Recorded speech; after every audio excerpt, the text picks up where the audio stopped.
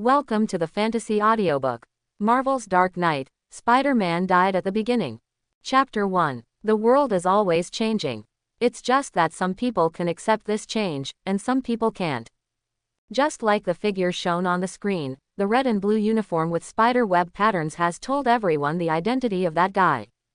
Spider-Man. A Spider-Man who has been training in this city for a long time. Although he has long been a good neighbor admired and loved by most people in this city, there are still some guys who don't have much feeling for this good neighbor. For example, as a police officer on the front line of security in New York City, some guys naturally have no feelings for him. Although they know that Spider-Man is a good person, but out of their own responsibilities, they still have to pay attention to and fear Spider-Man.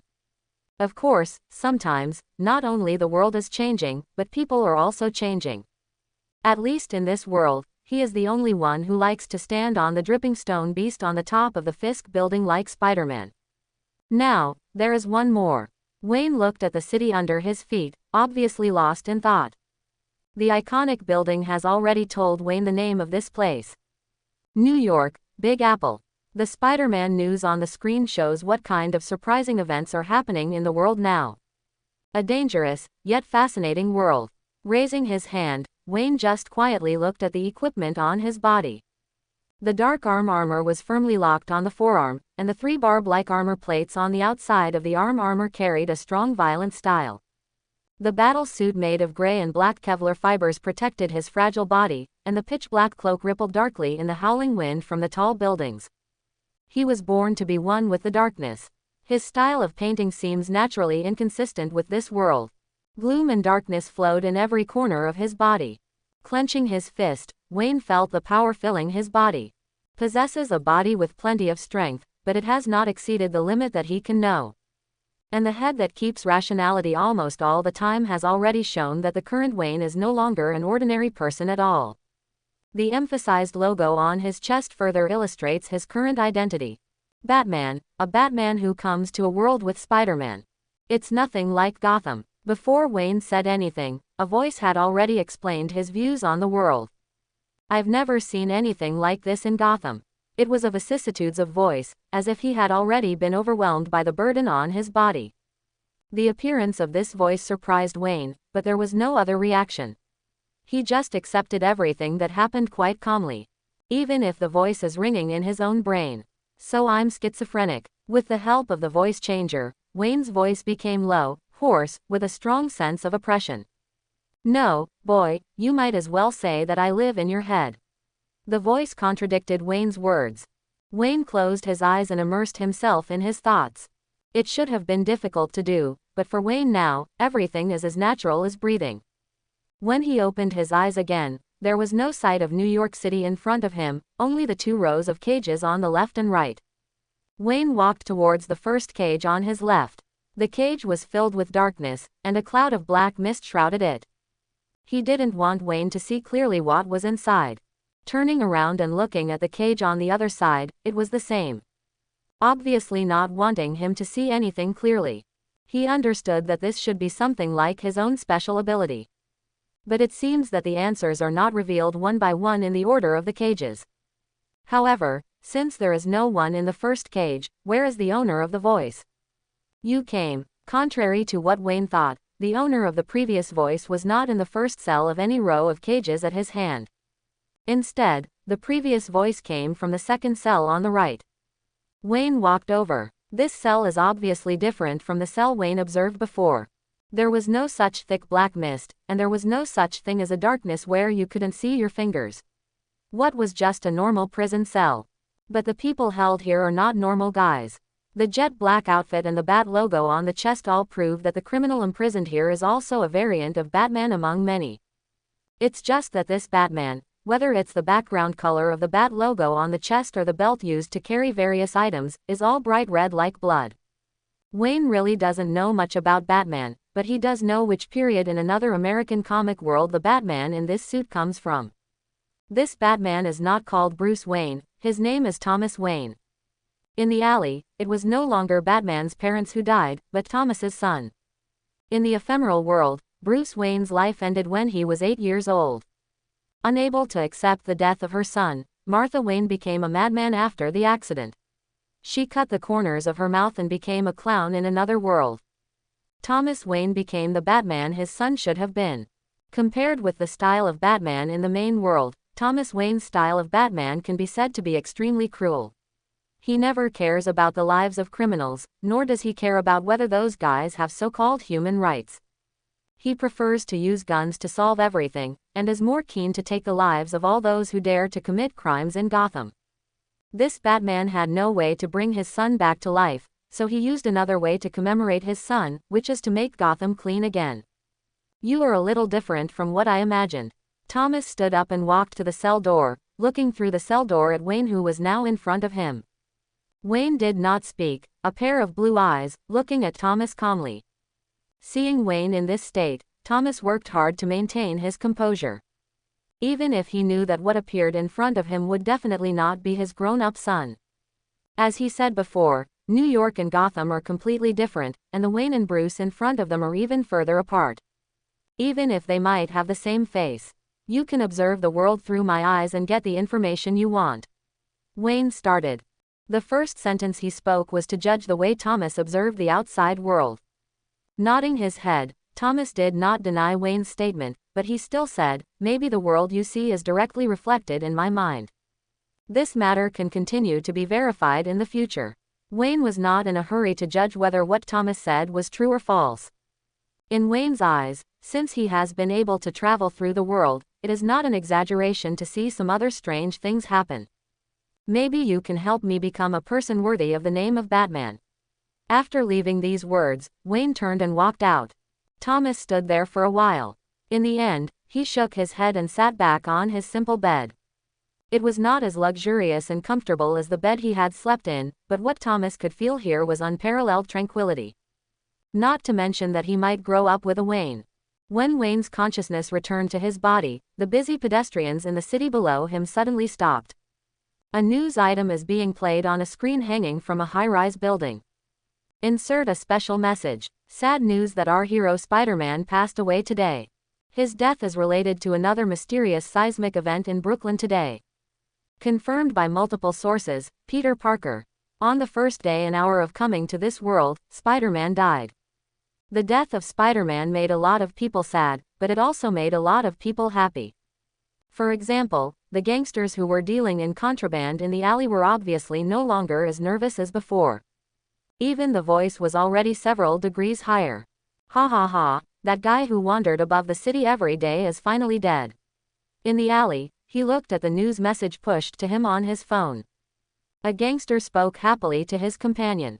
If it weren't for the lack of beer in their hands now, Wayne has no doubt that they will raise their glasses and drink happily in the next second. "Okay, the spider is gone, other guys, I don't know if they will come out and do something." The other guy who made the deal was obviously calmer.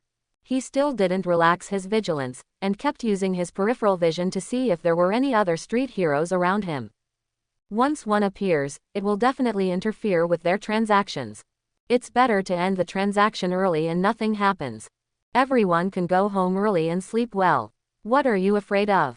Now there are no heroes who will come out to control us. I guess they all went to pay homage to that spider. The gangster who spoke before was obviously unscrupulous. He even looked up thinking the alley was looking directly above. No way. Just as the gangster was about to say something, a figure appeared in his sight. "That is, Bat." The shadow of the bat flashed past, and then all he saw was a specially reinforced combat boot. Wayne jumped down from the air, and the black cloak behind him was like a bat spreading its wings the first time Wayne jumped out, slowing down Wayne's speed. But the following cloak has followed Newton's laws, and it rattles with Wayne's rapid landing. Boom! A heavy kick from Wayne made the gangster feel no pain at all, and fell into a deep sleep. I have to say that it is really good to be young. When you want to sleep, you can always fall asleep. The other gangster had no intention of drawing a gun. His first choice was to turn around and flee. Years of criminal experience have already made the current gangsters understand a truth when facing these masked fools. Don't think about fighting them, let alone talking to them. The only thing you can do is to surrender or run away. If you're lucky, you might be able to escape the masked freak. "Where do you want to go?" A deep devil-like voice rang in the gangster's ear. He hit Wayne head-on. Under the impact, Wayne didn't retreat at all, but the gangster fell directly to the ground. He raised his head to look at Wayne, and backed away with all his hands and feet. He couldn't understand how he could appear directly in front of him now, even though the guy from before was still behind him. In this dark alley, he couldn't see the expression in Wayne's eyes at all.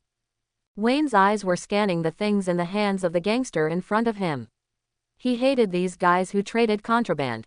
Very annoying. Wayne walked forward, keeping approaching the fool. The fear of a dark figure is doubled for a gangster. Every time Wayne took a step forward, the fear in the gangster's heart was aggravated. The gangster couldn't accept this situation anymore, so he took out the pistol on his waist. It's a pity that the gangster's movements are too slow in Wayne's eyes. Before the gangster could point the gun at him, Wayne had already shot a batarang. The sharp bat dart was not aimed at the gun in the gangster's hand, but aimed at the gangster's wrist. "Ah, my hand." The gangster pinched his right wrist and yelled. A batarang had pierced his forearm. Wayne just looked at all this indifferently. The bat dart didn't hurt any important part of your forearm, it just hurts. Wayne didn't care about the gangster's wailing at all, he just seemed to be talking about something that had nothing to do with him. Maybe it's because the current Wayne has all the abilities from a certain Batman. When Wayne saw the gangster, he had already instinctively analyzed the position on the gangster that could be subdued, but not fatal. In Wayne's eyes, the gangster was no different from a corpse that had been dissected layer by layer. "You are a devil," the gangster snarled at Wayne with snot and tears. But Wayne didn't care at all. He walked up to the gangster, lifted the guy up with one hand, and smashed it directly against the wall. "Now, let me ask, and you answer." Wayne put his face close to the gangster, keeping the angry bat mask. In the eyes of the gangster, it may be more terrifying than anything else. "I said, don't suck my blood dry." The gangster was full of fear, and nodded repeatedly, probably because he was afraid of Wayne in front of him, and sucked all the blood from his body. Before Wayne could say anything, a thread of spider silk had already clung to the gangster's body, pulling him directly into the middle of the alley. When a man who was able to lift a grown man with one hand and dressed like a bat demon tortured him with an extremely frightening voice. Who would believe that a man like a bat is a good person? At least this is too recognizable for another guy who just came to this world. Sometimes, superheroes aren't the only ones who wear masks. Supervillains also cover their faces to make themselves appear more intimidating. Wayne now pretty much fits this Spider-Man's judgment of a supervillain. "It's really tough, man." Spider-Man looked at the bat dart that pierced through the gangster's forearm. "I know you're a big Batman fan, but Batman wouldn't do something like this. Let's not do evil in the alleys." Looking carefully at this Spider-Man, who was obviously a bit down, Wayne really didn't want to think about this Spider-Man's situation in the most difficult direction. But who made him not even have a pair of shoes? "Even, I have a little belly." Perhaps aware of Wayne's gaze on his stomach, the Spider-Man waved his hand relatively indifferently. "It may be caused by some spatial fluctuation. I used to have a pretty perfect body." Slowly walking 5 meters in front of the Spider-Man, Wayne spoke softly.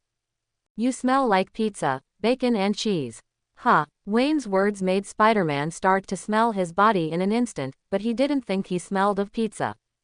"Aha, you're kidding me, dude." Spider-Man shook his finger, indicating that Wayne was joking. "The guy next to you sells contraband, holds illegal weapons, and even has human life on his body." Wayne didn't get entangled in the issue of what Spider-Man had for dinner. He just shifted his gaze to the bastard over there who dared not move at all. "Ah." Spider-Man also set his sights on that fool. The gangster quickly nodded to the down-and-out Spider-Man, saying that Wayne was right.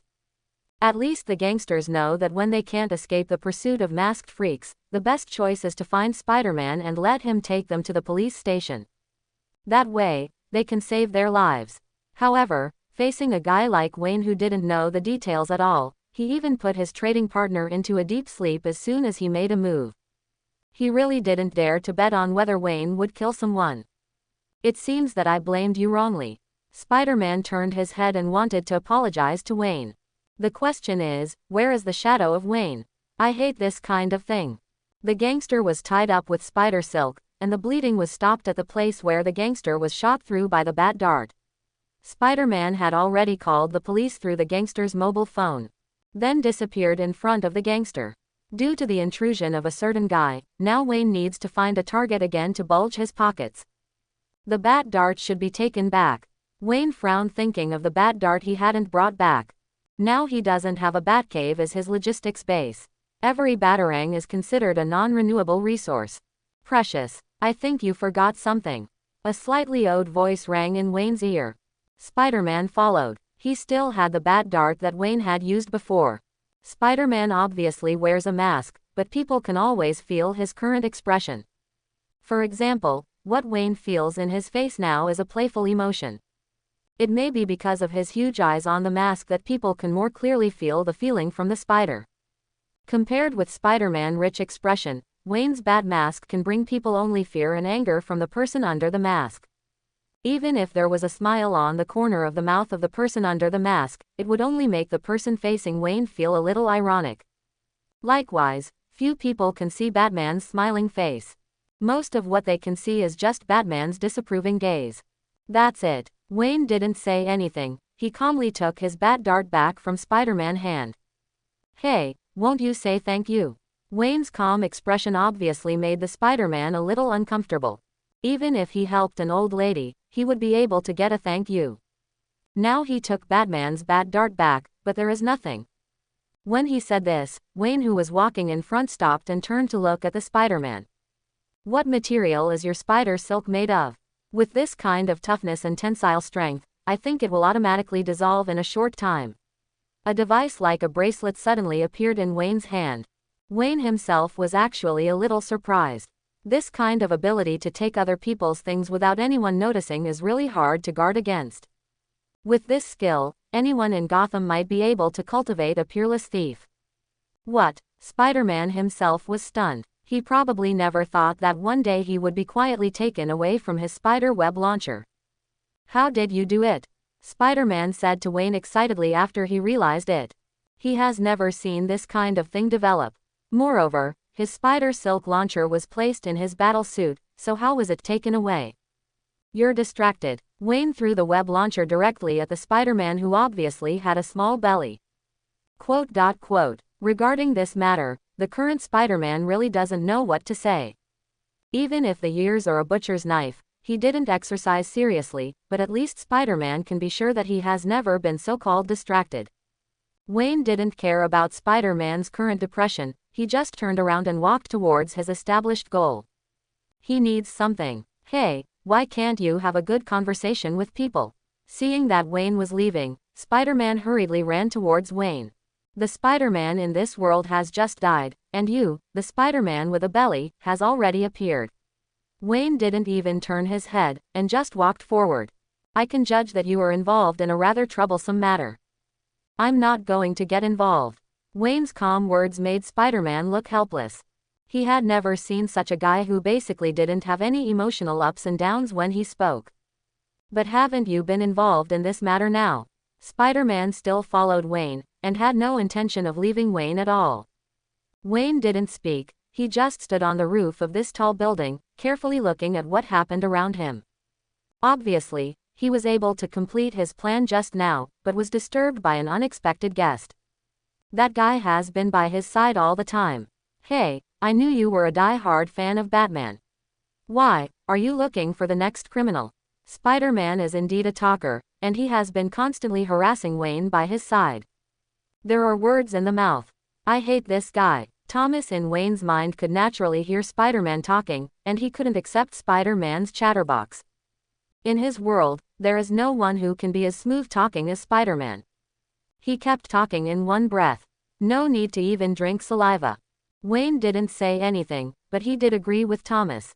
Everything about Spider-Man is good, except for that mouth. You keep refusing to talk to me like this, which always makes me feel embarrassed that you are talking about a one-man show. How about you give me a response? Spider-Man suddenly swayed his spider web, and came to Wayne. Wayne reached out and pushed Spider-Man away, and continued with his actions. The biggest difference between bats and spiders is that bats need money. Bats without money may not even be able to build bat darts. You really broke my heart, man. And I think, man, you'd be better off being a Spider-Man fan, don't you? Spider-Man never knew what it meant to give up. He absolutely has his own confidence. Everyone's favorite Spider-Man can't be compared to the gloomy Bat. You're talking about a Spider-Man with a midlife crisis, a stomach, and a spider suit without shoes. Wayne looked up and down the person in front of him. Spider-Man looked down at his bare calves, and his toes, which were digging the ground in embarrassment. It's all a small problem. Looking up again, there was no sign of Wayne in front of him.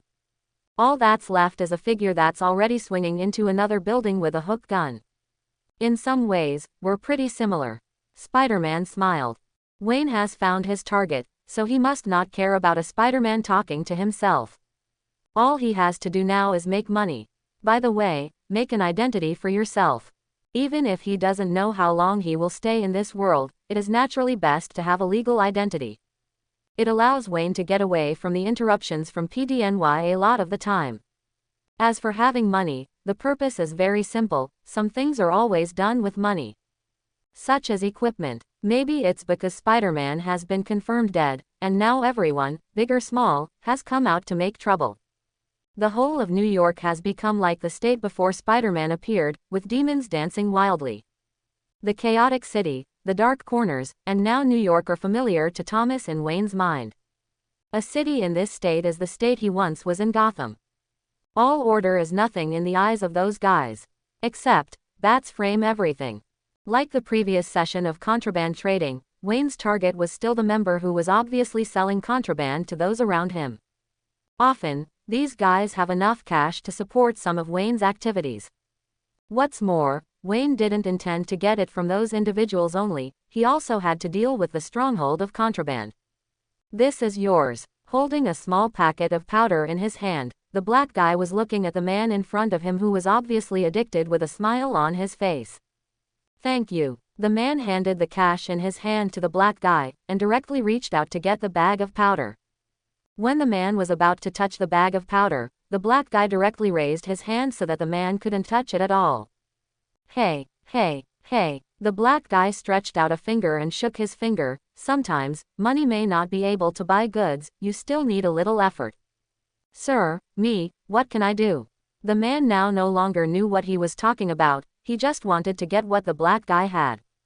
Hearing his satisfactory answer, the black guy smiled and sent the bag of powder in his hand to the man. As long as you can bring your wife, I will give you something new that will make you happy. No problem. A man doesn't care what the black guy says, he just wants that bag of powder now. He reached out to the black guy. The black guy also nodded quite satisfied. I recorded your words, don't forget. Forgot what? A cold voice sounded from behind the black guy. What? Before the black guy could react, a strong knee bump had already pushed the black guy against the wall. Stomach churned, the black guy felt like he was about to spit out his dinner.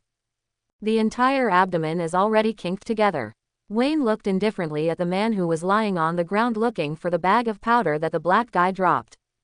Wayne would never feel sorry for this kind of person. In particular, he intends to exchange his relatives for his so-called happy guy. Wayne walked up to the man. At this time, the man finally found the bag of powder that the black guy had lost before, and just when he wanted to feel the bliss in his head, a foot stepped on his head and hit the ground. Blood slowly flowed out from the man's forehead.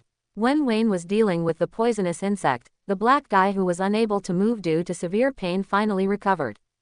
He took out his gun without saying a word, and shot Wayne without hesitation. But he missed his mark. A spider's thread had caught his hand that held the gun. What? The spider silk wrapped around his hand obviously made the black guy a little confused. Isn't Spider-Man dead? Wayne didn't care whether Spider-Man would appear directly. He directly cut off the spider's thread with a knife, and punched the black guy in the abdomen. The black guy had already suffered a heavy blow to his abdomen, and he couldn't stand it any longer under this punch. He spat out blood, and his eyes were full of fear. Wow! Spider-Man landed next to them at this time, seeing the miserable condition of the black guy, and the man whose life and death were unknown. Spider-Man obviously couldn't bear it. This doesn't quite fit Batman's personality. Now, I ask, you answer. Wayne ignored Spider-Man's presence. He held the black guy's collar with both hands and spoke to the black guy word by word. Every pattern on the pitch-black bat mask in front of him seems to be telling the fear coming from deep within the human heart. Spider-Man lowered his hand helplessly. The black guy didn't want to continue like this, he nodded repeatedly. Who made the masked freak in front of him completely indifferent to the damage he caused? Pick up address. I only know that the goods came from Hell's Kitchen, and the location of each transaction is notified by them shortly. Time to pick up the goods. Take it in 2 days, and I'll take it tomorrow. Even though the black guy still had blood in his mouth, he still didn't dare to explain clearly to Wayne. Where do you keep your cash? My safe at home. The password is **********, and the address is 303 on the 3rd floor of the apartment building 2 stops away. Letting go of his hand, the black guy slowly slid down the wall. Watching Wayne turn around, the black guy may have felt that he had escaped. Just as he was about to take a breath, Wayne, who had already turned around and hit him with an elbow without any warning. Hit the black guy in the face. Blood splattered everywhere, and the flying teeth could even be seen with the help of light. After doing all this, Wayne just took out the cash from that black guy indifferently and stuffed it into his pocket. There was also a car key, which was also accepted by Wayne. Are you really a die-hard fan of Batman? Why do I think you are more like the Punisher? Looking at what Wayne is doing now, Spider-Man really can't see Batman's style at all. The man on the ground, Spider-Man, has been checked.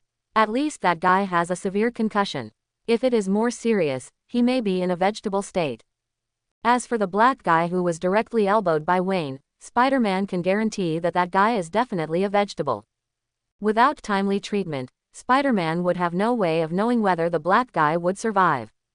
Didn't you see that the back of the black guy's head has started to ooze blood?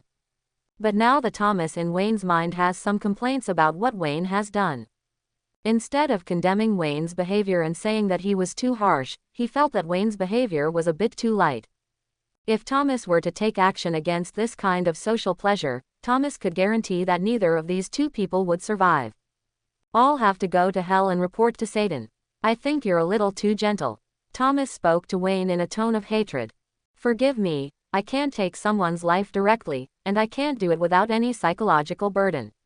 Wayne dealt with Thomas flatly. This is already the most harm I can do. Thomas couldn't say anything about Wayne's words. He also knew that it would be difficult for Wayne to be like him directly. Without speaking again, Thomas retreated back into his cell. Wayne had already walked towards the parking lot not far away with the car keys, pressed the unlock button, and a Ford pickup lighted up. It's a nice car, I like it. Spider-Man's annoying voice sounded again. Wayne ignored the middle-aged Spider-Man. When he opened the door and got in, a red and blue figure sat in the passenger seat quite naturally. Can I say that you are stealing a car? Of course, it is very likely that the kid earned this car by selling medicine powder, but no matter what, it is still a kind of theft. Spider-Man sat down, his mouth twitched. It has stopped. Of course, I won't send you to the police station, otherwise I think both of us might be arrested. Spider-Man said with dancing, you're a car thief, and I'm a spider in poor quality clothes. A homeless man in a suit. Wayne really had nothing to say about Spider-Man's familiar behavior. I can only hope that the look in my eyes can make this Spider-Man understand that I don't like him following him very much. Hey, don't show that kind of disapproving look, okay? I think you need an assistant, just like Robin. Speaking of which, Spider-Man made a very dangerous one with his big eyes. Deliberately used to imitate the rather dangerous eyes of the Bat family. Seeing the disapproving eyes from Wayne, Spider-Man could only restore his eyes. Think about it, I definitely have more advantages than disadvantages. Spider-Man flexes his biceps to show that he's definitely a helper. Robin doesn't talk as much as you do, and besides, I don't need Robin. Wayne didn't intend to continue arguing with Spider-Man, and drove the pickup directly. You don't need Robin. You definitely don't like Batman in the main world in the comics, do you? Let me think about it. Should you like the old man in Flashpoint? Or something else? Spider-Man thought hard. To be honest, he is quite familiar with Batman in DC Comics. But after he became Spider-Man himself, he didn't have much time to read those comics carefully. He can still remember some quite famous Batmans, which is considered a good memory for him. Listening to Spider-Man chattering on the side, Wayne felt for the first time that sometimes women are not necessarily equivalent to 300 ducks, and men may also be equivalent to 300 or even 600 ducks. And Spider-Man is equivalent to 1,000. Thinking of the Spider-Men who got together later, Wayne's head felt a little big. Of the 6 Spider-Mons, although 2 or 3 do not like to talk much, there is always someone who maintains his or her own persona and becomes a guy who talks too much. Shoot. Wayne finally chose to step on the brakes. Okay, I'm a little scared by your appearance. Even though this Spider-Man was already trying his best to avoid speaking, he still had no choice but to say a few more words. Get off. Wayne didn't want to be in the same space with this guy anymore, so he coldly issued his eviction order to Spider-Man. Are you asking me to get out of the car? Spider-Man pointed at his mask in disbelief. He never imagined that one day he would be rejected by others. When he met Wayne's eyes, he knew that Wayne was telling the truth. He could only shrug. Okay, you are the boss, of course I will listen to you. As he spoke, he opened the car door and left his seat. But, after getting out of the car, Spider-Man wanted to say something to Wayne, but the only answer he got was the roar of the car's engine and the exhaust fumes. Don't forget to come back and pick me up. He's really a guy who doesn't want to listen to what others say.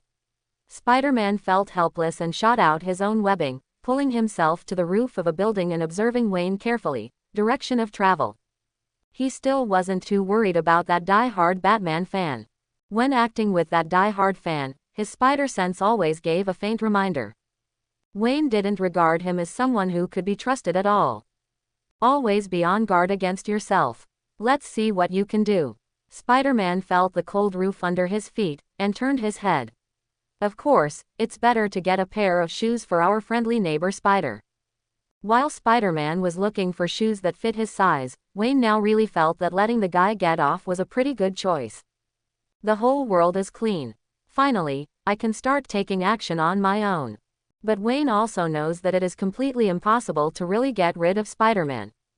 New York is much more familiar to others than to myself. It is estimated that when he found Hell's Kitchen, Spider should have already arrived at that place one step ahead. I just don't know if there is a blind lawyer who stays here every day in this world to fight against evil. Thanks to the driving skills from Batman, Wayne is now fully capable of driving to the highest speed within the specified range. As for why not speed directly? The pickup that Wayne is sitting on now may not be able to escape from PDNY's hands. According to what the guy said, he comes to Hell's Kitchen once every 2 days. Although the location is not the same place, it is probably in the same area. While driving the vehicle, Wayne checked the car's automatic turn signal record. Select the 2 groups with the highest repetition rate, and after doing a lot of simulations in his mind, Wayne already knows the approximate area he should go to.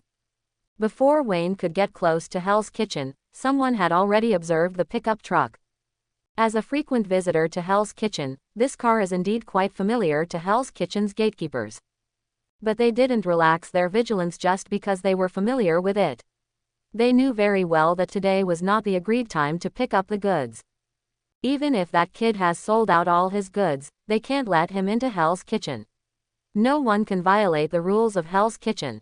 Hey, kid, this is not the day. Before the guy shouting to the pickup truck could finish his words, he saw a figure jumping out of the truck. The pickup truck showed no signs of slowing down and rushed straight towards Hell's Kitchen. Oh, shit, all these 2 guys could do was avoid the collision of the pickup truck and save their lives. But after the 2 of them swore, never let them meet that black guy again. Otherwise, he would definitely break out all his teeth. It was already night tonight, but what he was sure of was that he had definitely seen someone jump off that pickup truck before. Most likely it was the black guy. Gavel, are you okay over there? The person who first shouted to the pickup slowly stood up, patted the dust on himself, and shouted to his partner. The question was, where was the answer? The only answer was the sound of a short circuit in the pickup truck that crashed into the wall not far away. You weren't hit by an out-of-control car, were you? This abnormality made him immediately pull out the pistol from his waist and walk towards the other side. Hey, brother, say something back to me. When he really touched Gavel's side, he found that his brother had been completely knocked unconscious. Just as he was about to check Gavel's vital signs, a figure suddenly appeared in front of him. The jet black mask and angry expression made him feel weak in his legs for a moment, and he even forgot to raise his gun. While he was still in a daze, Wayne directly pinched the hand holding the gun, and used his joint skills without any hassle, directly breaking the man's elbow joint. Before the guy could cry out due to the severe pain, his head had already hit a nearby building under Wayne's control. The violent impact caused him to lose consciousness instantly. The voice that was about to shout out was also suppressed by this move. After taking the pistol out of the guy's hand, Wayne was quite skilled at dismantling the pistol into its parts, and threw the small parts directly into the sewer. At least 1 or 2 missing parts makes the chances of this gun being picked up by a homeless person and restored pretty low. Raising his hand, he fired the hook gun into the sky above the building, and Wayne disappeared. The sound of the car accident was obvious, drawing the surrounding attention. What Wayne needs to do now is simple. Check where they all converge here. A small car accident is unlikely to attract all the people around, but at least it can let people know what Hell's Kitchen looks like now. Chaos, or order. The chaotic Hell's Kitchen is more beneficial and orderly, then it will take some time to solve it. Not everything goes the best way Wayne thought, and the car accident really caught the attention of those guys. Already starting to move. However, it is an organized move. They even sent a small team to patrol the surrounding area to ensure that no one would suddenly attack. Then he dared to ask people to check what happened around him.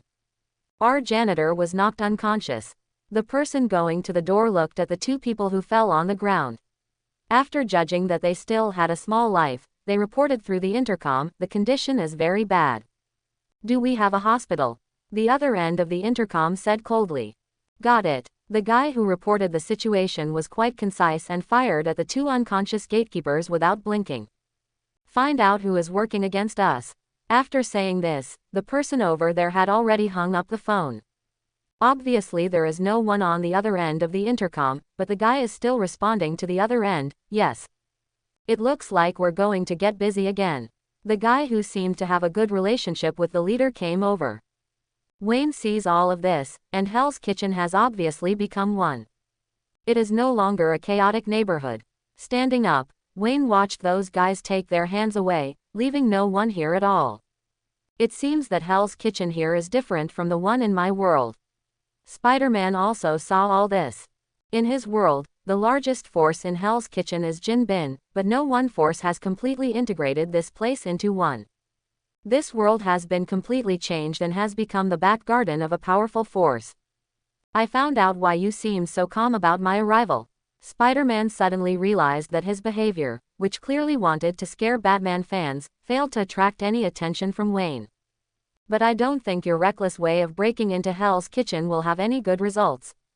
Spider-Man never thought that a guy who seemed so calm and rational would choose to use a car accident to enter Hell's Kitchen's sphere of influence. "I believe that the sudden appearance of Spider-Man will make the people of Hell's Kitchen quite happy." Originally, Spider-Man had already fought, and Wayne would not answer him any psychological preparations. But Wayne's sudden words surprised Spider-Man. But what does it mean that the sudden appearance of Spider-Man will make the people of Hell's Kitchen happy? Everyone in Hell's Kitchen can't wait to tear themselves into pieces. Another Spider-Man appears. Right here, Wayne used his voice changer to change his voice. He changed it to the voice of a minion he heard before. The loud voice broke through Hell's Kitchen in an instant, and the night returned to peace. When did Spider-Man suffer such a thing? And Batman directly exposed him to the underground sphere of influence of Hell's Kitchen. Just as Spider-Man was about to say something, Wayne had already set off a miniature smoke bomb, which not only covered his body but also reminded those guys of Spider-Man's location. After Spider-Man passed through the smoke, where was Wayne's shadow still seen? No, it's the same thing again. Now Spider-Man really doesn't think this guy is a fan of Batman. Instead, he always feels that this guy is Batman himself who came to New York City. This elusive way of traveling, as well as the way of doing things without saying anything, is simply a replica of Batman. Although Wayne's plan still has loopholes, Wayne himself is not sure who the guy he pretended to be with is now. But Wayne just needs to draw their attention here. Moreover, the smoke bombs thrown by Wayne before also gave those guys a clear sign. Where? Someone with a sharp eye has spotted the red and blue Spider-Man on the roof. Without saying anything, he just raised his gun and started shooting. The sound of gunfire broke the silence completely. They have already received the news of Spider-Man's death, but they still will not take it lightly, not to mention dressing up as Spider-Man in Hell's Kitchen itself as a provocation to them. If I had known, I would never have followed. Now Spider-Man can only dodge quickly to avoid being hit by the bullets fired by those guys. Wayne squatted quietly on top of a water tank, watching all this happen. Today's Hell's Kitchen has obviously become lively due to the sound of gunfire, but there is still one place where there is no movement. If Wayne's calculations were correct, that should be where they store their goods and cash flow. The hook gun fired, and the bat was swinging towards its target. Crouching opposite the unusually guarded building, Wayne could now clearly see the criminals patrolling carefully inside. The criminals outside the building were very careful to explore any possible hiding place. Even on the rooftop of the building, there are snipers closely watching everyone's movements. This is no longer a behavior that normal gangs can do. But I believe that it would be difficult for a normal gang to integrate the entire Hell's Kitchen into one piece. It would be quite difficult for Wayne to enter the building normally and obtain the supplies he needs. But Wayne didn't intend to politely knock on the door and enter the building from the very beginning. Isn't night the perfect time for bat hunting? Is there any problem? The sniper on the roof listened to the voice on the intercom and spoke to the other end quite calmly. Nothing, not even a ghost. We can't take it lightly, otherwise the boss will skin us. The other end of the intercom was obviously more relaxed. Stay in your monitoring room and eat your hamburger. The sniper chewed his own gum and pulled off his earphones. The guy's laughter came from the monitoring room. Ha ha ha. The sniper felt a little uncomfortable. He was exposed to the wind and rain here, but the other one could stay indoors and eat. However, there is nothing he can do. Who makes this world always have unfair things? He held his breath again and focused his gaze on the sight in front of him, observing the surrounding area. In the small field of vision, a black shadow suddenly flashed. The sniper glanced around with his sniper scope in an instant, trying to find the figure that flashed by. But there was nothing around it. It seemed like it was just an illusion. The sniper took his eyes off the scope and shook his head. Sometimes even the best sniper in the world will have hallucinations. He smiled and shook his head. Sometimes, what you see is not an illusion. A deep and terrifying voice sounded behind the sniper. The sniper's body, which was still warm, suddenly fell into an ice cellar. He couldn't be sure whether the person behind him was a human or a ghost. What are you? The sniper tried to talk to the guy behind him. Wayne stood calmly behind him, watching the guy make some small movements. A criminal. Wayne leaned over and directly covered the sniper's mouth and nose, controlled his head, and smashed it against the edge of the roof. After muffled, there wasn't any sound of pain, just a body slowly relaxing. The sniper has lost his consciousness. The sniper's position was indeed a good place to observe all positions, but it was of little use to Wayne. And behind him, there is a skylight that can see the top floor of the building. There were a few guys laughing and pushing each other's drinks. One of them hugged a girl with a good face and a hot body. On the coffee table between them, stacks of US dollars were placed, and not far away was a safe for storing more cash. Wayne had found what he was looking for. Why these guys leave the cash just like that is simple. In the eyes of these guys selling illegal drugs, money is not the most important thing.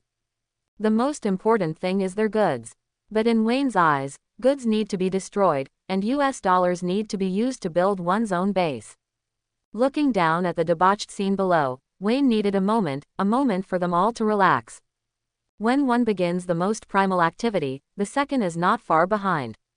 After the guy below inhaled the white powder in front of him into his nose, he breathed a sigh of relief and leaned on his sofa. The woman next to me squatted down quite skillfully. Ha ha ha, this is the life we should live. The guy obviously became a little deranged because of the contraband. He laughed. No one around him would laugh at him. Because other people feel the same way. What Spider-Man, what superhero? It's just a soft fool who doesn't dare to kill people. Ha ha ha, it's okay this time, I was directly killed by the boss. The man holding the whiskey glass was already quite calm about what was happening in front of him. If those guys weren't so annoying, we'd already be living our best lives. Perhaps when talking about Spider-Man, he got angry, and a guy pulled the woman next to him over. When they raised their heads and waited for the woman to serve, they found a figure on the skylight looking at them quietly. Look at what? The guy pulled out his gun and was just about to let the guy do his job honestly. Wayne moved, jumping high. The cloak behind him blocked the moonlight, revealing a very real bat logo.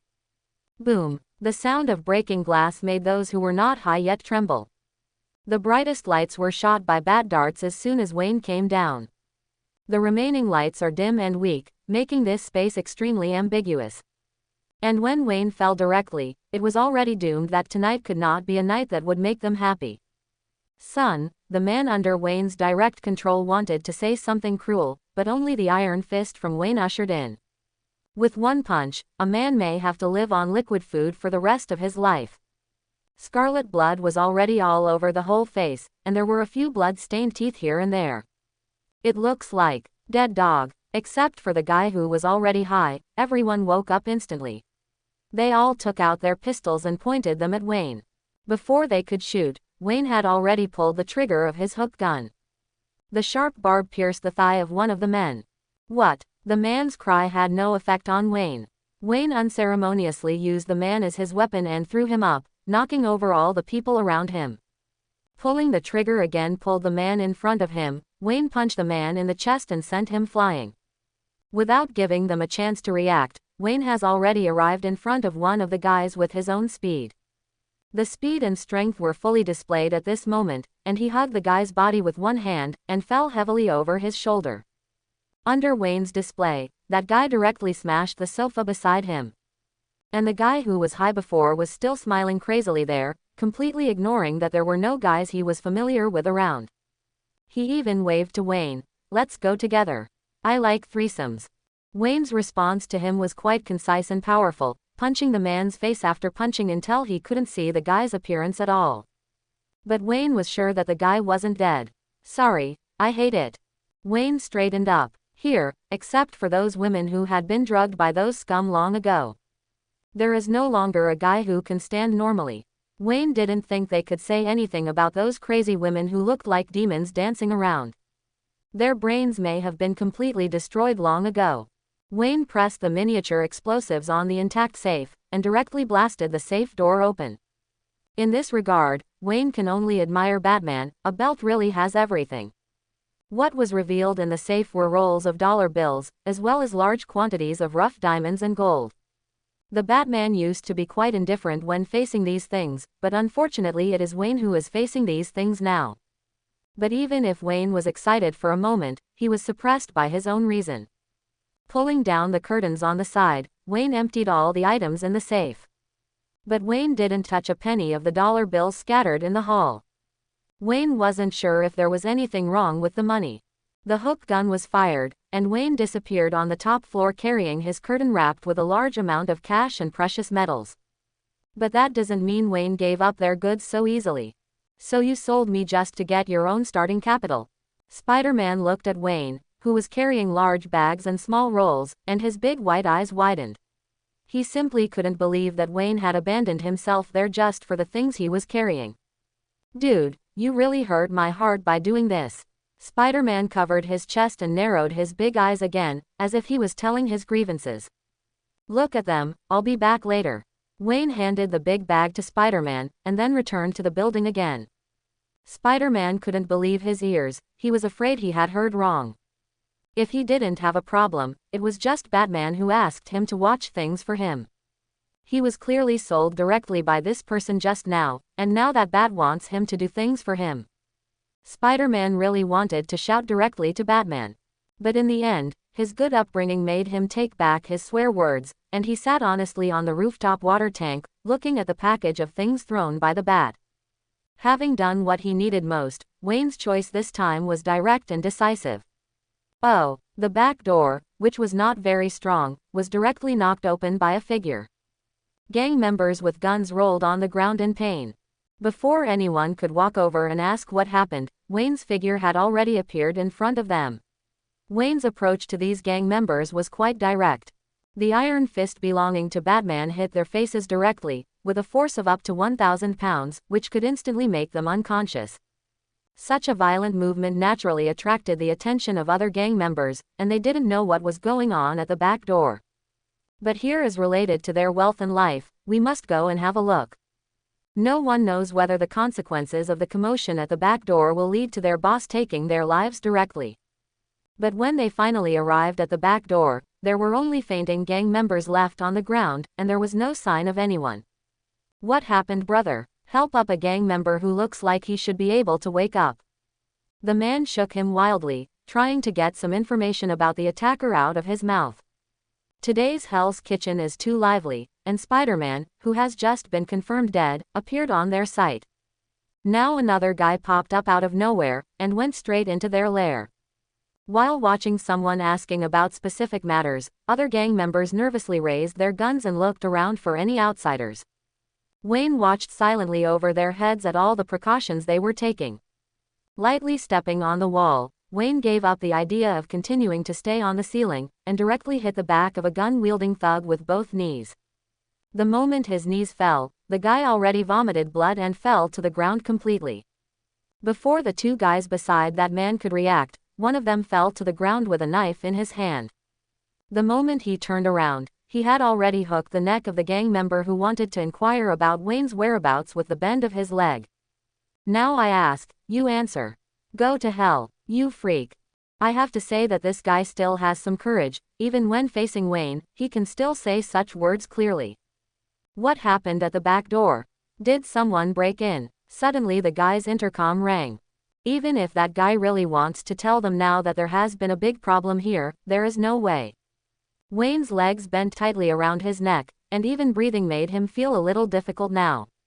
After taking the guy's intercom, Wayne performed some operations on his armor and then spoke into the intercom. Everything is safe, just two guys having some fun. MD, I will find people to do something, tell them to stay in their positions, and if something goes wrong, I will take their skin off. It is obvious that the person on the other side of the conversation has a higher position and came over to check there are many people. I know. Turning off the intercom, Wayne stared at the man with a red face. After relaxing his own pressure a little bit, Xiao Luo breathed in the air that he never cherished before. Tell me why no one pays attention to the top. Wayne was actually quite curious. It was obvious that he had made a big deal at the top level, but still no one went up to check it out. Maybe it was because of the threat of imminent death that this guy was really afraid. He stopped talking bluntly, but said directly to Wayne, the people above are all important customers. No matter what happens above, we can't disturb them. This answer surprised Wayne. He had previously thought that it was just some middle-level and high-level leaders who gathered there to have a carnival, but now he did not expect that they would be customers of gangs like them. Where is your pharmacy? Wayne quickly asked his next question. Wayne needs time now, but the sniper who was already in a coma before obviously won't give him much time. According to calculations, the next round of interrogation is probably coming soon. As long as they find out that the sniper has lost contact, they will naturally find that something is wrong. It's downstairs, just go through that entrance. Minion reluctantly raised his hand, pointing towards the entrance of the corridor beside him. Anyone else? Nothing. After getting an answer from no one below, Wayne punched this guy on the head, his face still full of peach blossoms. I guess he is also young, able to sleep when he wants to in such a difficult environment. Loosen the bend of his legs, let the guy fall directly to the ground, and then Wayne took out two miniature incendiary bombs from his universal belt. After pressing the detonation button, Wayne returned the same way he had come in. The bat lightly landed on the roof of the building, looking at Spider-Man squatting bored on one side, and the package that was safely on the other side. Oh, our great bat is finally back. With his sensitive hearing, Spider-Man naturally noticed the sound of Wayne retracting the hook when he came back. Just when Spider-Man was about to ask Wayne where he was and what he was doing, he saw a raging fire burning under a building in the distance. It's really a big deal, Spider-Man said with a sigh. Are you going to stay here, or leave together? Wayne paid no attention to the raging fire in the building behind him. He was quite aware of the power of the incendiary bomb he threw. As long as the contraband factory down there is like that guy said, there's no one left. Then this fire is doomed to cause no fatalities. Only the contraband below that was destroyed. To be honest, I'm a little unclear, where are we going next? Spider-Man spoke to Wayne quite indifferently. Find a suitable place and settle our current identities. When Wayne spoke, he had already started his own actions. Okay, you are the boss now, listen to you. Spider-Man didn't want to continue to consume his brain cells in this way. Today's work intensity has indeed reached its own standard. Wait, you mean giving false testimony? But after leaving with Bat, Spider-Man figured out what Wayne meant. What does it mean to get your current identity? Isn't that just false testimony? That's a crime, man. Suddenly Spider-Man jumped in front of the Bat. He spoke to Wayne seriously. Wayne squinted at Spider-Man in front of him. We've always been criminals, haven't we? How is it possible? With this power, shouldn't we assume our responsibilities? Isn't it our mission to stop those guys from continuing to commit crimes? Spider-Man is so excited that he disagrees with what the Bat is saying. He only knew that if he knew what, the greater the ability, the greater the responsibility, is after possessing this power, he would not be able to lose his Uncle Ben. Are you a policeman? Wayne spoke indifferently. Spider-Man shook his head. No, it's not. Are you an enforcer? No. Then what do you think you're doing? Wayne didn't want to say anything more. Once again disappeared in front of Spider-Man. Spider-Man wants to stop Wayne from leaving, but now he needs to think about what Wayne said before. What the Bat said really shocked Spider-Man's mentality. He needs to be quiet now. Best not to follow the Bat for a short period of time. At least after reorganizing all the words that can refute the Bat, find this stinky Bat and talk about it. Shooting out the spider silk again, Spider-Man now needs to find a place to relax. But he didn't see that as soon as he left there, Wayne had already appeared in the fire escape downstairs. Calmly watching Spider-Man leave. What you just said was a big blow to that gossip. Thomas's words came to Wayne's mind. Aren't we always criminals? Wayne didn't think there was anything wrong with what he said. Besides, if this kind of words can hit a mature Spider-Man, then he doesn't deserve to be called Spider-Man. When Wayne said this, he highlighted a ruthlessness. By the way, what is Spider-Man? You seem to be somewhat familiar with this world, but not much. Before that, Thomas wanted to ask Wayne what he had experienced. He is obviously dressed as Batman, but he has an understanding of a world that he has never seen before. You can think of this as a replica of the universe of heroes. Wayne jumped down from the fire escape, and the cloak behind him suddenly unfolded just as Wayne was about to fall to the ground, slowing down his falling speed. From Wayne's words, Thomas didn't think his world was a so-called heroic universe. He only thinks that his world is a paradise for lunatics with superpowers. Amazon and Atlantis are at war, flooding half of Europe. A biochemical cyborg spends his days thinking about recruiting himself into a so-called resistance army. All of this did not make Thomas feel that there was anyone above him who was a hero. Not even himself. He was like Wayne said he was. They are all criminals, he is even a murderer. In the eyes of some people in this universe, your approach may be quite in line with his concept. Thomas didn't say anything, but Wayne did. Is it? It's just that that guy is more extreme. Wayne walked towards the vehicle in front of him. Fortunately, Wayne did find a set of casual clothes that allowed him to take off his battle suit. As an apology for taking his clothes, Wayne put down a wad of dollar bills. Taking off his mask, Wayne used the rearview mirror of the vehicle to clearly see his appearance in this world. To be honest, Wayne at this moment may understand why the clown in the comics has such a high evaluation of the appearance of the Bat. Even in the mouth of a lunatic, it can be judged as perfect. Meticulously carved, with a well-defined and perfect appearance, perhaps in the aesthetics of women, the current Wayne can definitely be called pretty. Especially those pair of blue melancholy eyes. No matter who looks into those eyes, there is no way to easily look away. The face is not bad. After Wayne praised his face, he began to change his clothes. The only fly in the ointment is that the original owner of this suit may be a fat man who ate too many hamburgers. Even in Wayne's figure, which is like a marble sculpture, he is still a little too fat. However, it is perfect as a transition. Wayne even found a travel backpack in his compartment, which at least allowed him to replace his current baggage, which looked like a robbery. Put on a baseball cap, button up a hoodie, and pack a backpack full of greenbacks. Wayne is out of here. A man in ill-fitting clothes walks down the street, and no one thinks there is anything wrong with it. There are so many homeless people in New York that it's hard to see them. He reached out and gestured towards the taxi that was still working outside. A yellow taxi had already stopped in front of Wayne. New York University. Wayne, who got into the taxi, didn't wait for the driver to say anything before he spoke first. No problem. The driver didn't say anything nonsense, and drove the taxi directly. But let's say it first, if you don't have money, I will beat you up. The driver looked at Wayne, who was sitting in the back seat while driving. An extremely ill-fitting set of clothes, although there is no strange smell, but the driver still directly planned it as a group of homeless people. Wayne just picked up the newspaper from the back of the taxi and began to have a comprehensive understanding of the world. For him, only by understanding most of the state of this world can he make an identity that best suits this world. Okay, it looks like you're a boring gourd. Seeing that Wayne didn't intend to talk to him, the taxi driver could only put all the rest of his words back in his stomach. He had some hope that Wayne would really have no way to pay the fare after arriving at the station. That way he could at least give this stinky guy a good beating to vent his anger. There was no talking all the way. When finally arrived at New York University, when the driver was about to turn back and ask Wayne to pay, there was no sign of Wayne in the back seat.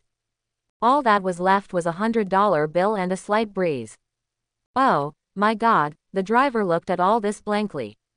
Maybe it's because New York is still grieving the loss of a good friend. Even the security personnel of New York University are a little decadent. Swiping the phone constantly, watching everything about Spider-Man. He couldn't help but muttered in his mouth, "He used to help me." So much so that he didn't notice a figure and had already entered the building through a rather incredible method. Wayne understood their nostalgia for Spider-Man, and that respect. But that has nothing to do with Wayne.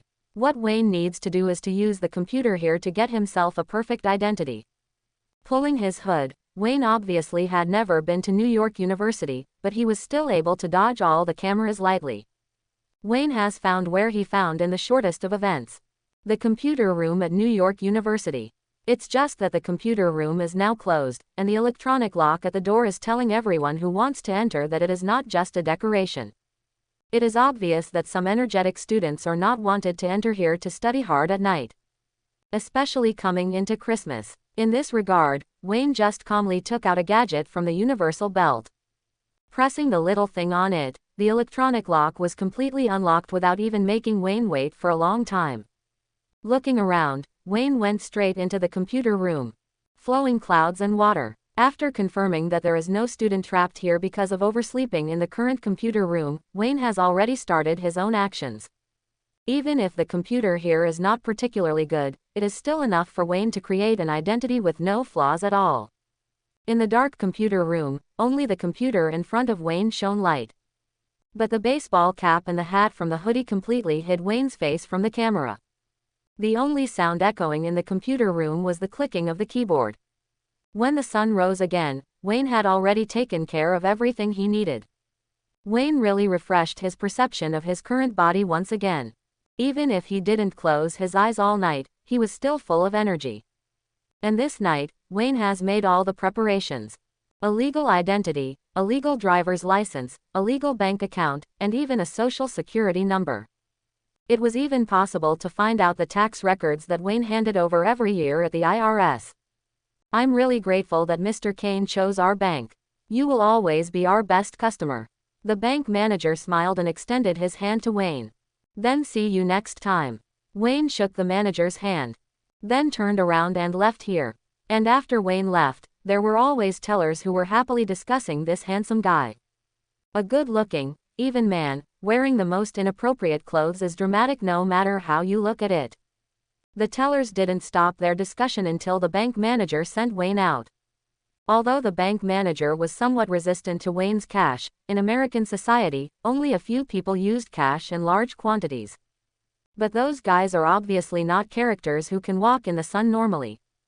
But everything Wayne showed proved that this guy was a real normal person. Even if the bank manager does have doubts, he will not refuse such an ordinary person to deposit money in their bank. By the time Wayne walked out of the last bank, he had completely ceased to be a bat wandering around with millions of dollars on his back. But a millionaire Bruce Wayne. Wayne's next step is fairly clear. That is to put on suitable clothes for yourself. Standing on Gucci's measuring table, Wayne is being measured and asked by the tailor. "Sir, is this set for a formal occasion or a social event?"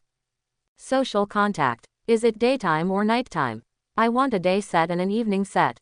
"What style?" "Italian." "How many buttons?" "2. Since Wayne doesn't have a fixed address now, he can only pick it up by himself in 2 days. But even so, Wayne still changed from head to toe. The fit 3-piece suit makes Wayne completely new now.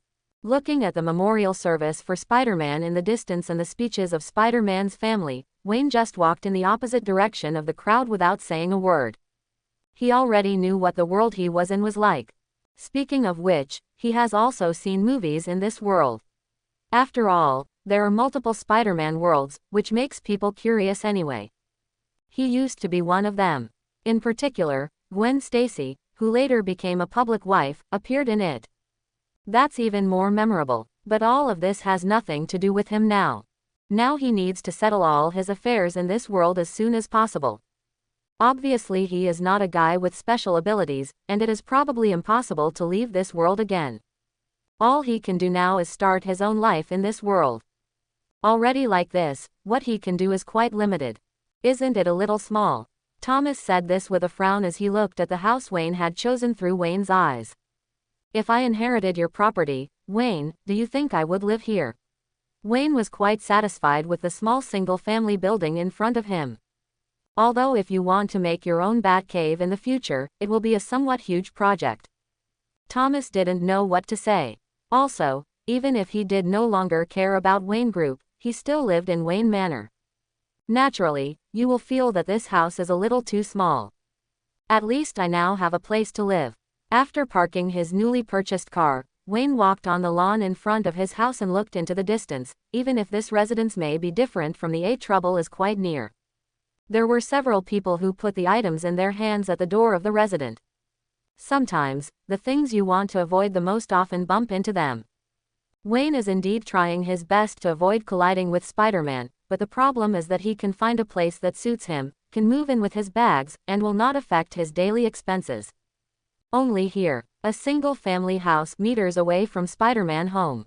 Now Wayne could already see the white-haired old woman being helped back.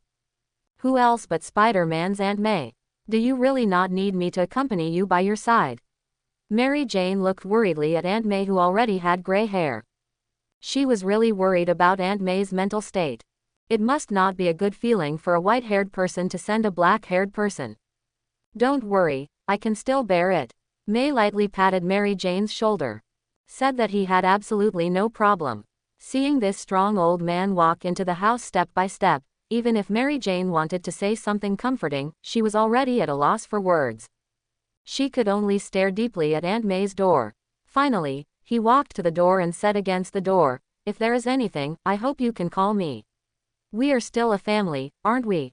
There was no sound in the room, but Mary Jane believed that Aunt May must have heard her own words. "I'll come back to see you, Aunt May." After leaving such a sentence, Mary Jane turned around and left here feeling a little disappointed. As for whether May heard Mary Jane's words, she certainly did. But she was even more surprised by the figures that appeared in front of her now. My God, May covered her mouth, trying not to shout out of surprise. "I'm sorry, I came in without permission." One of the guys, who was only in black and white, took off his hat. "Private Marseille." A cute-looking little girl spoke to Aunt May cautiously. When the little girl spoke, the robot-like thing behind her made a rather humane expression of guilt. "I don't know if it's normal for animals to talk in this world, but it's still nice to meet you." If it hadn't been for this voice, May might not have been able to find a small figure on her coffee table. Wait. May was really startled by this kind of thing. She had indeed known for a long time that her nephew was Spider-Man. But he never said that he has so many companions. At most it was said about Captain America or something. Today, at the memorial service, May also met those famous superheroes. Apparently it's all about Spider-Man. Guess, it's probably not my nephew's friend. May tried her best to calm herself down. There are too many surprising things she encountered today. Her nephew died in an earthquake for unknown reasons. Of course, May believed that Peter died at the hands of a certain villain. How could an unknown earthquake kill Spider-Man? Although I can't accept it until now, this is not our universe. We came here through space due to some accident. The black and white figure spoke of his judgment quite cautiously.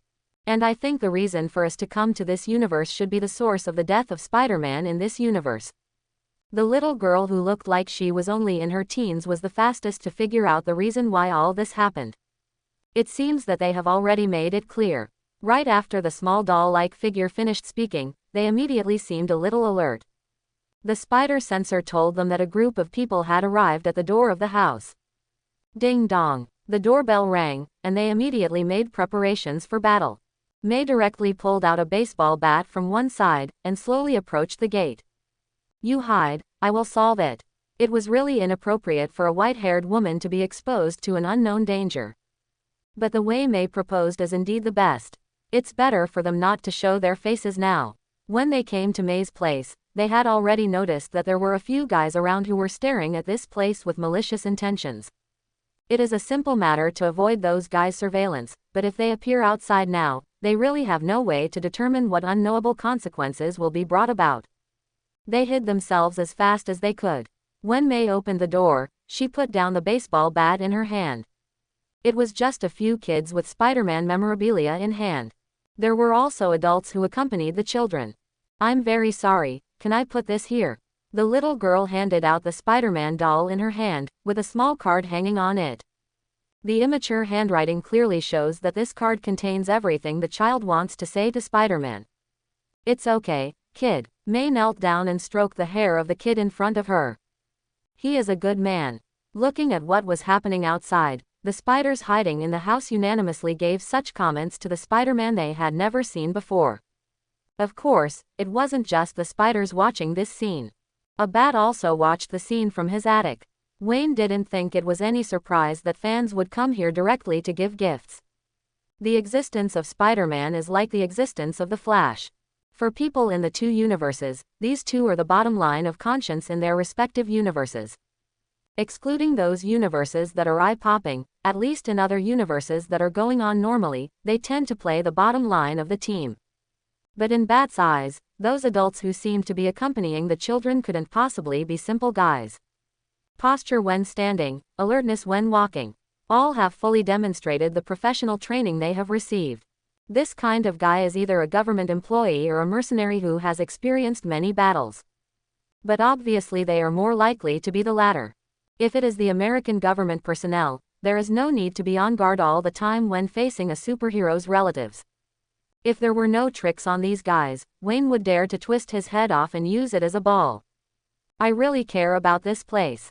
Wayne could tell that there were at least 5 guys around who were sent to monitor. Really worried about people to the extreme. Even if people have already died in his hands, do you still worry that someone will come over? No wonder that guy Kingpin ended up where he is in this world. This kind of caution has made him naturally less likely to fall into the disadvantage caused by arrogance. Although his opponent is that Spider-Man. But he still has his own obsession. Kingpin of the main universe once discovered that Vanessa was his weak spot and decisively dealt with Vanessa. Addresses its own weaknesses on its own. Ensure that you will meet all possible challenges with the most impeccable posture. In this universe, Jin Bing's Vanessa has completely become a nightmare in his sleep, and it is also his lingering obsession. Wayne touched his chin. Although he now has a place to settle down, there is obviously a big gap between him and the genuine Bat. Perhaps, the next development will be his chance to completely turn himself into a real Bat. Jin Bin. Wayne took his bat dart and carefully looked at the sharp edge of the dart in his hand. According to Wayne's understanding, Osborne Technology, which could have been regarded as a top technology company in the world, has long been completely swallowed up by Jin Bin's company. Norman Osborn has even become one of Kingpin's lackeys. As long as Wayne can get the company he currently owns in Kingpin's hands, he can have a super company that, although it can't catch up with Wayne Group, is still one of the best. Also now that Peter Parker is dead, then that little black spider is about to go online. After all, there can only be one Spider-Man in a universe, that's the rule. Even in the back, the little black spider fights side by side with the Spider-Man of the main universe, because the little black spider does not belong to the Spider-Man of the main universe. It seems that tonight will still be a sleepless night. Taking a deep breath, Wayne tried to keep himself calm. He stayed up all night for 2 consecutive days, but Wayne, a normal person, felt that his current mental state might be abnormal. But thinking that he is now a half Batman, everything seems to be normal again. Said to be the limit of human beings. But Wayne has never seen any human being able to survive for half a minute in the vacuum of the universe without any equipment. If this is considered human, it may only be compared to those teammates around him who are either Kryptonians or demigods. Picking up the hood next to him, Wayne looked at the pattern representing Bruce's inner fear and anger. He clenched his fists involuntarily. With bats, it should be more interesting. When Wayne reappeared, he had changed into a full bat suit. Moving his shoulders, Wayne disappeared into his house in the next second. If it is a rainy night, it is definitely the most suitable time for bats to come out. It's so boring. By the way, the boss didn't say when we can leave here. I don't want to continue to monitor an old woman. Obviously someone is a little dissatisfied with this matter. He could have spent this cold night with a girl, but now he was forced to spy on a gray-haired old woman. The companion who was drinking hot coffee on the other side was obviously immune to that guy's complaints. Is there anything special? He ruthlessly rejected the guy's complaint against him. And enjoy your leisure time quietly with your eyes closed. But the other didn't reply him anything. Is there anything special? He repeated his words again, but unfortunately, he still didn't get any answer. Speak. He finally opened his eyes impatiently. Before he could say anything, he could still feel that he was directly lifted up into the air by someone strangling his neck. He finally hit the wall behind him. The severe pain caused his brain, which had been a little dazed after being watched for a long time, to wake up in an instant. Who? He managed to open his eyes and take a good look at who could have done such a thing. A pitch-black mask that kept an angry expression was in front of his eyes. What kind of monster are you? He subconsciously regarded Wayne in front of him as a mutant freak who was not much different from Spider-Man. That's the kind of guy who wanders around late at night in a Halloween costume. Although the man was frightened by Wayne's current costume, he still did not give up his resistance. He wouldn't care what the guy in front of him was. Even if he's a freak like Spider-Man, so what? You're still afraid of guns, aren't you? His hand has already touched the pistol on his waist. As long as he is given a chance, he can shoot the guy in front of him into a sieve. Small movements are indeed very subtle, but there is no way to escape the eyes of bats. What's more, at night, bats don't use eyes. With his free hand, Wayne grabbed the guy's wrist that was making small movements, clamped his arm, and exerted force. Click. The sound of bones breaking was clearly audible. Before the pain made him cry out, Wayne was already pinching his neck with more strength. All possibility of making a sound has been strangled. Cough, cough, cough. In the end, the pain can only be turned into constant coughing and painful cold sweat. Who is your boss? Wayne didn't think he could get anything about Jin Bin from such a guy. But if you go a little further, you may be able to get some news. Among Jin Bing's subordinates, Prowler is obviously a solo master. Dr. Octopus in this world, who can be called Octopus Mother, has an entire research institute as his base camp. Scorpion, I don't know which gutter to stay in. The only person who could be their head is the Tombstone. But even after roughly guessing whose subordinate it was, Wayne was still not at ease. Seeing this guy gritting his teeth, not saying a word. Even if you beat me to death, I won't reveal anything, it's too familiar. Aha, when Wayne threw the guy directly to the edge of the rooftop in the next second, the huge force even caused a mouthful of blood to well up when he hit the low wall of the rooftop. PFF'd. Blood spurted from his mouth, and the guy looked at Wayne walking towards him with a look of horror. The hand wrapped in the black glove grabbed his neck again. A burly man weighing kilograms was picked up by Wayne with one hand just like that. There was nothing under his feet. He was hung by Wayne outside the roof of this apartment building. I'm an ordinary person, and I don't have the power of Spider-Man, so I get tired easily and let go. Wayne spoke the language that made that guy fear the most in the calmest mood. I think you should know what it's like to fall from the third floor. When your legs fall to the ground, you will be paralyzed, and your head. As Wayne spoke, he took another step forward. Now, tell me, who is your superior? What is your address? The man may still want to hide it, but the problem is that the masked monster in front of him seems to be unable to support himself. He could already feel Wayne's hands shaking slightly. In the next moment, he might just let go and let him have a free soul. I only know that he lives in a high-end apartment in Manhattan, I don't know anything else. He directly grabbed Wayne's arm with his intact left hand. He really didn't want to just fall to his death here. It's really a strange universe. A scoundrel can live in a crowded Manhattan. Wayne let go of his hand the next moment as he spoke. What? This time no one gagged him. Boom. Wayne didn't even think about looking down. In his calculations, he could only become a paraplegic villain. But come to think of it, no one will let him continue to be a bad guy. Chapter 11. Even at night, the sound of heavy objects falling and people's painful wailing are always conspicuous enough. A silent community where people took time out from their own business to see what was going on. Jin Bing's people were even more mixed in with these spectators.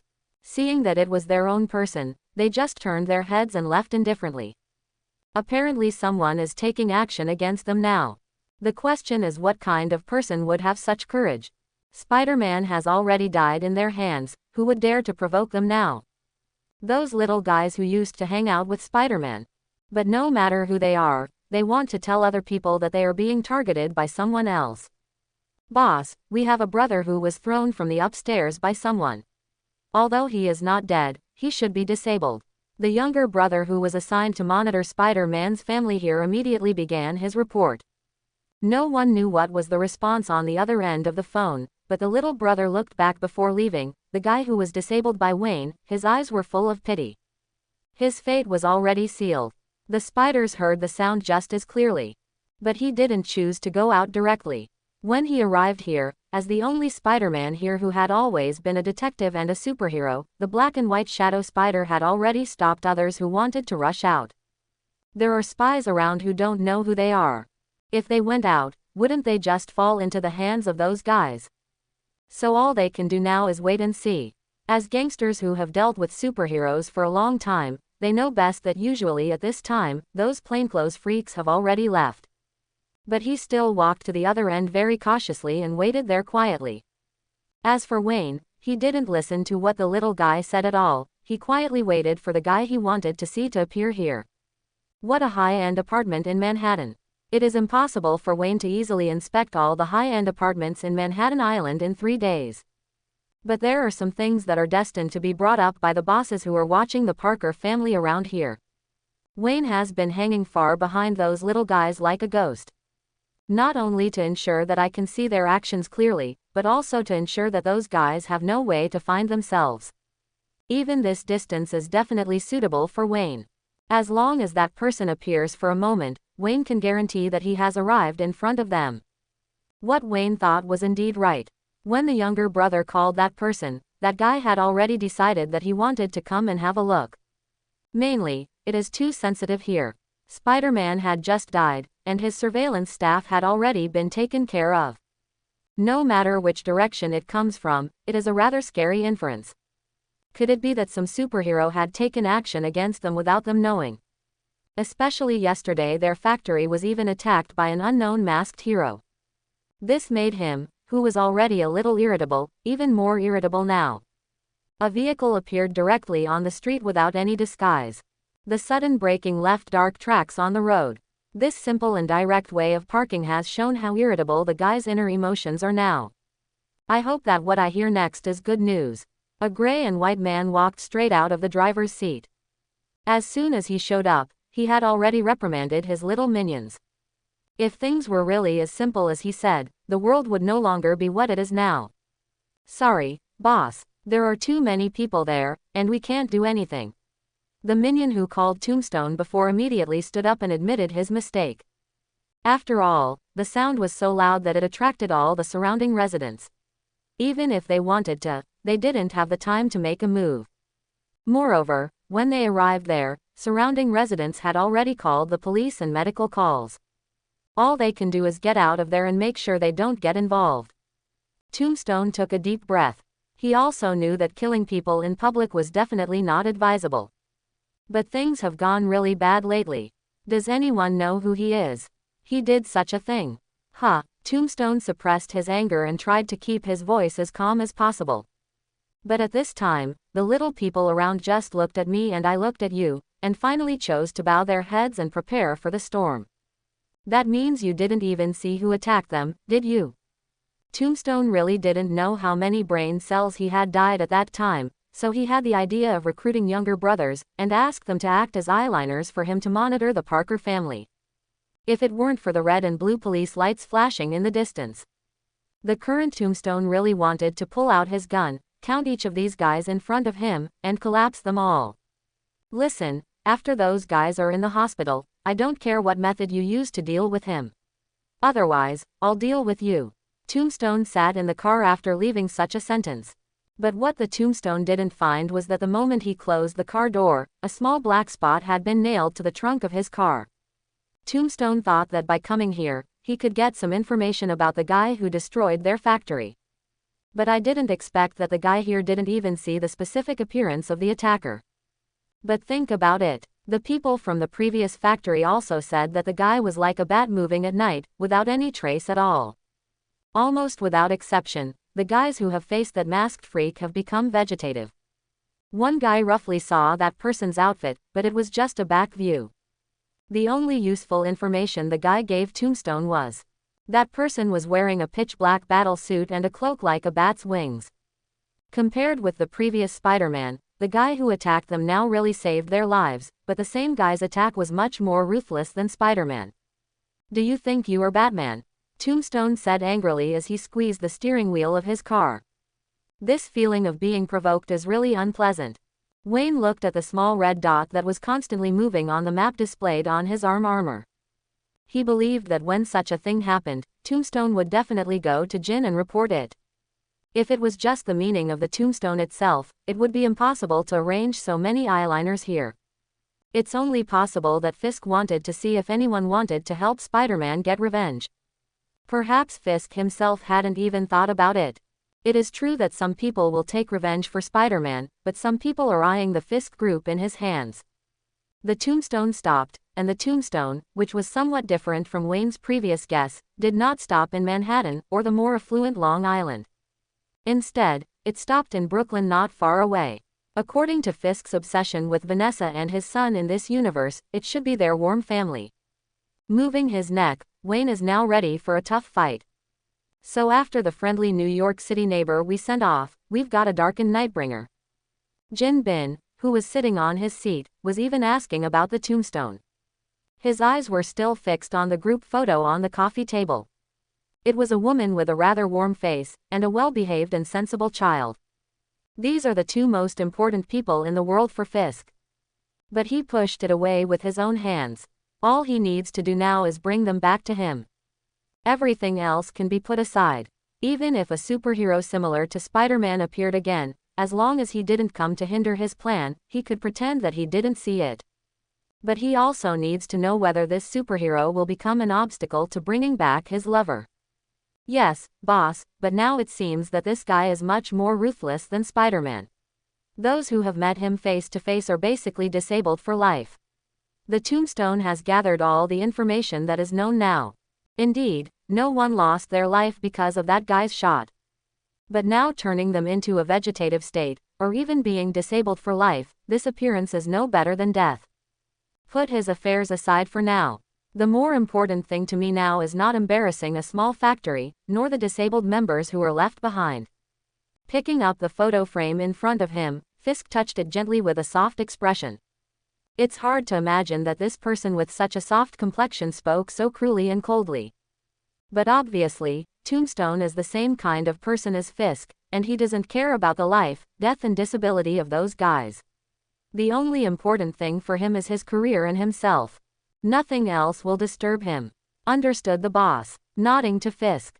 Tombstone already understood what he should do next. Maybe he couldn't catch the Night Apostle, but he could ignore the destruction and property loss that the Night Apostle brought to them. This thing is fairly simple for Tombstones. Seeing Fisk looking at him from the corner of the eye again, Tombstone bowed to Fisk with great interest. I'm leaving now. As soon as he finished speaking, the Tombstone had already walked out of the house and out of this space filled with happy memories of Fisk and his family. Instead of paying attention to the Tombstone, Fisk refocused his gaze on the framed picture of Vanessa and his son. Vanessa, Richard, I'll bring you all back. It's hard to imagine that Fisk, who is in charge of the wind and rain in the underground world, would show such a loving expression now. Wayne, who had just arrived at Fisk's residence, saw this. Wayne would not care about how much Fisk loved his wife and son, a criminal who directly or indirectly destroyed the happiness of countless families. After losing his loved ones, he wants to drag them back to him. How can there be such a good thing? Pressing the control surface on his right arm armor, the world Wayne sees now is no longer the normal field of vision before. The house was no longer a normal residence in Wayne's eyes. He can see that every place in this house has been specially treated now. Although this house is an extremely monumental place for Fisk, it does not mean that he will remove all his backing because of these things. Sure enough, the current Wayne has indeed found a special elevator leading to the bottom of the house. Wayne knew very well that the things hidden there could not be documents about the Fisk group, and some might just be about Fisk's criminal empire. But it was already within Wayne's acceptance range. Well hidden. After taking a deep look at Fisk, who was still there secretly feeling sad, Wayne did not choose to enter directly. Wayne needs a complete plan that will allow him to get all the stuff about Fisk's criminal empire during this time. Reflecting all the structures of Fisk's current residence in his mind, Wayne directly chose to retreat. I was able to get Fisk's address and his house structure today. Wayne is satisfied. Sometimes bats don't necessarily only appear at night, it is also possible during the day. Leaving here in a flash. Tomorrow is the daytime when Wayne needs to do things now. Wayne stopped as he passed an apartment building in Brooklyn. Sometimes, people you don't want to meet always appear in front of you in an extremely unexpected way. For example, the scene now looks like a crime scene.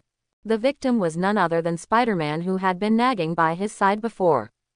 And the person dragging Spider-Man is a kid wearing a poor quality Spider-Man peripheral costume. Oh, the sudden sound from the fire escape scared the child. Dragging Spider-Man's hand, he subconsciously let go and raised it. Poor Peter Benjamin Parker fell straight down the fire escape after being let go by the kid. As long as he is not Spider-Man, he can already be directly admitted to the supreme luxury ward of the hospital, which is simply the ICU. I didn't kill him, and he didn't die. He just fainted. I just wanted to take him home and take a good look at his injuries. There was absolutely no other intention. The kid quickly explained everything. It's just that maybe it's because of his language talent. To Wayne's ears, when he spoke quickly, it sounded like he was saying rap. Aha! Wayne didn't say anything, but just this unclear tone of voice made the child a little confused. Aha! He tentatively repeated what Wayne said, to see if this masked, suspected superhero, who didn't look easy to mess with, would explain to him what that meant. What I said is absolutely true, you have to believe me. The child is really frightened by Wayne's expression now. He was bitten by a spider, and he had very strange superpowers, and saw the fight between Spider-Man and the Green Goblin. He even saw how Spider-Man died. But anyway, he's just a kid. He was still a little terrified when he met a superhero that he couldn't understand at all. Especially the appearance of this superhero, it is obvious that he is not a good talker. Hey, all he can do now is to be good. Make yourself look harmless.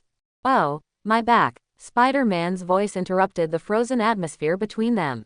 Spider-Man, who had a small belly, stood up slowly while holding on to the wall. As he stood up, he made a sound because of the pain in his back. It's just that now Spider-Man no longer looks like a mask, but more like a desperate homeless man. A green coat, and a pair of elastic pants that don't look very comfortable. In every respect, he can't be compared to Spider-Man. Spider-Man rubbed his forehead. He wanted to think carefully about what he had experienced before. A child stunned him with electricity, and then followed him behind a light rail car in New York, hitting one thing after another. Especially at the end, they actually fell directly from it. If it wasn't for his strong body, he would have been sent to the hospital by this meal. Spider-Man also has numb claws in the surrounding environment. He has never seen this place before. When he raised his head, he saw the child who had given him a hard time, and the first person he knew since he came to this universe. Big fan of that bat. Hey, I knew you would come to me. Peter was happier now, regardless of the pain in his back. Pointing at Wayne and laughing. Do you know each other? The child now felt that he must have stabbed the lair of some strange organization. Otherwise, at the same time as these two people knew each other, he could meet both of them. I don't know. This was Wayne's answer. No, was Spider-Man's answer. Obviously two people spoke at the same time, but they gave two completely different answers. And obviously that Spider-Man is more excited. What does it mean that we don't know each other? Yesterday, I helped you well and attracted so much firepower. Now you turn around and say that you don't know me. Peter apparently reacted rather violently to Wayne's statement that the relationship between the two of them was unfamiliar. In Peter's opinion, the two of them had experienced a friendship that could be regarded as a battlefield of life and death. How come two people don't know each other here in Wayne? When the child heard Peter's words, he also cast his eyes on Wayne with great interest. But Wayne just glanced at the child sideways, and the child immediately put his eyes away and looked elsewhere. For this half-child, Wayne's deterrence is obviously much higher than Spider-Man. First of all, you came to find me, and secondly, I didn't force you to stay with me. Spider-Man couldn't imagine how Wayne could speak such a cold and biting language with a 37-degree mouth. Are you saying I'm meddling? Are you saying we have nothing to do with each other? Do you know that saying something like that can hurt a fragile spider's heart? Although I don't know if Peter himself has realized that there is something wrong with what he is saying now. But Wayne's original mask of bitterness and hatred became even more angry at the moment. Wow, that child seemed to have heard some shocking gossip. First cast his eyes on the Spider-Man dressed as a homeless man below, and then cast his eyes on. Oh no, he doesn't have the guts. He could only lower his head and stare at his untied shoes. Wayne glanced at Spider-Man below, then shot out his hook and left. What was originally a simple matter became more and more difficult to explain after being said by that Spider-Man, and the more this kind of thing was explained, the more difficult it was to explain. So between you, this kid was obviously very confused and interested in what Peter said before. Spider-Man wouldn't pay attention to what the kid said, all he had to do now was catch up with the bat. That bat, it is very likely that he knows how he came to this universe. Don't go, I have something to ask you. Looking at Spider-Man below, as if he was trying to leave, the child immediately jumped down from the fire stairs. This time he really faced the child, and Spider-Man's spider sense had already been activated. You are the same as me. Spider-Man was a little puzzled, if it was based on the theory of parallel universes. There should be only one Spider-Man in a universe, just like his world. And today he just attended a funeral of Spider-Man during the day. Tonight, I could meet a child with this ability. Quantum theory is amazing. Spider-Man muttered to himself. What are you talking about? The child asked curiously. But soon he himself interrupted with a question of his own. Now he needs to understand what is going on in this world. And the guy in front of me who looks like Spider-Man is the answer to everything. And of course, there's that guy who looks like Batman from the comic books. Why are you so like Peter Parker? Because I am Peter Parker. He patted the dust off his body, although Spider-Man didn't want to discuss anything with here anymore. If he had left a little later, he probably wouldn't even be able to touch the bat's fur. Then why are you not dead, and your hair is different? Why are you getting older? And your body shape, why do you have a small belly? A series of questions. It seems that the current Spider-Man is a bit big-headed. He really didn't know where a child came from. With so many questions, the previous children were obviously easy to coax. Although I know you're saying I'm fat, I don't care about you now. And you have to remember that superheroes never buy their own peripherals. Having said that, Spider-Man has stood on the wall and is walking slowly upwards. So you're from another time and place. It's like a parallel universe, similar to each other, but not the same. Are you Spider-Man there, and then you travel here and you don't know why? After a while, the kid figured it out. How did the Spider-Man with a small belly get here? And when he said this, the kid had unknowingly followed behind Peter and climbed up the wall. Yes, you were right. Spider-Man was really a little annoyed by his nagging. He turned to the kid and said quite solemnly, "I'm going to find that bat right now to find out how I got here. Perhaps in this universe, he is the only one who knows how I got here. And you're, right now, going to make me lose track of that bat. But what if I also knew how you got here?" the kid said to Spider-Man rather excitedly. Quote. Spider-Man stopped in his tracks, and looked back at the child in poor quality peripheral clothing with some doubts. "I was there when our cosmic Spider-Man died. I also know what brought you here. What's your name, kid?" Spider-Man didn't stop, but continued to walk up with the kid. "Miles Morales. Can you teach me how to be Spider-Man like Peter said? Then we won't talk about it until we find the bat." While speaking, Spider-Man had already reached the roof of the building. In the vagueness, the figure of the bat can still be seen. Miles obviously couldn't understand why they were still looking for the bat, when he had already explained that he had seen everything. But the Peter Parker in front of him was still looking for the vicious-looking bat. "Can we discuss not going to him?" Miles, who followed Peter Parker, tried to persuade the Spider-Man to change his mind. Miles really didn't want to see that bat again if he didn't have to. He always felt that the bat was not very friendly to him. "Miles, you have to trust me, he is a very talkative guy." Peter Parker felt that Wayne was not unfriendly at all. In his eyes, it was just a sign that Wayne didn't want to talk very much. He doesn't like to talk, so wouldn't he just talk a little more and be done with it? "But I always feel that the way he looks at me is full of deep disgust." Miles was a little scared when he thought of Wayne's fierce eyes. Peter Parker felt that he was just a normal Link, and in his impression, it seemed that the bat always looked bitter and hateful when it looked at anyone. Peter Parker stopped his walking pace, turned around and patted Miles on the shoulder lightly. "Believe me, he doesn't just look at you that way, even when he looks at me." After saying this, Peter Parker didn't say anything more, and he flew directly in the direction Wayne left before. "Okay, my own Spider-Man coach has already said this, and Miles can only agree. But to be honest, the speed at which Peter Parker is advancing now really makes it impossible for this kid who has just acquired the spider ability to keep up." After running for a while, Wayne found that he was followed by two little tails.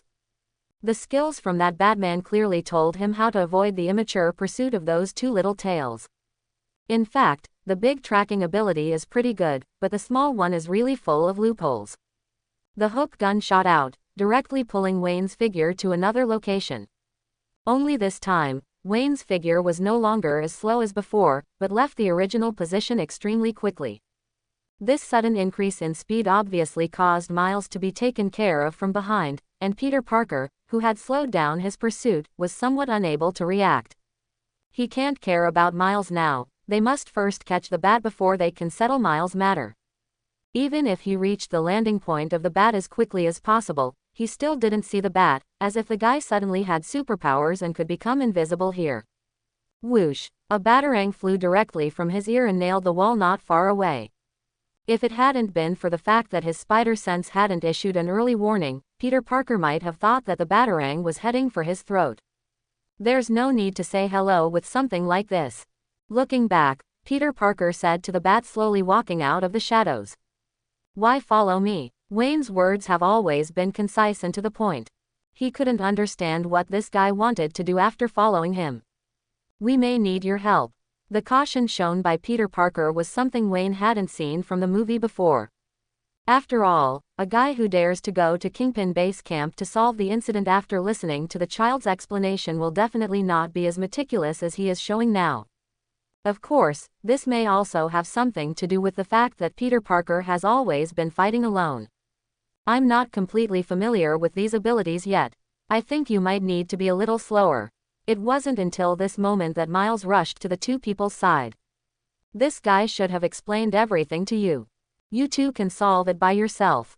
I still have my own plan, so it's best not to disturb each other." Quote.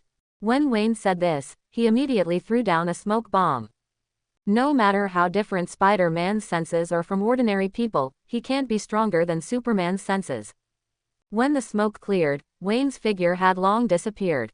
Ahem, cough, it looks like you were right. Miles, who was choked by the smoke bomb and coughed, weakly put his hand on Peter Parker's shoulder.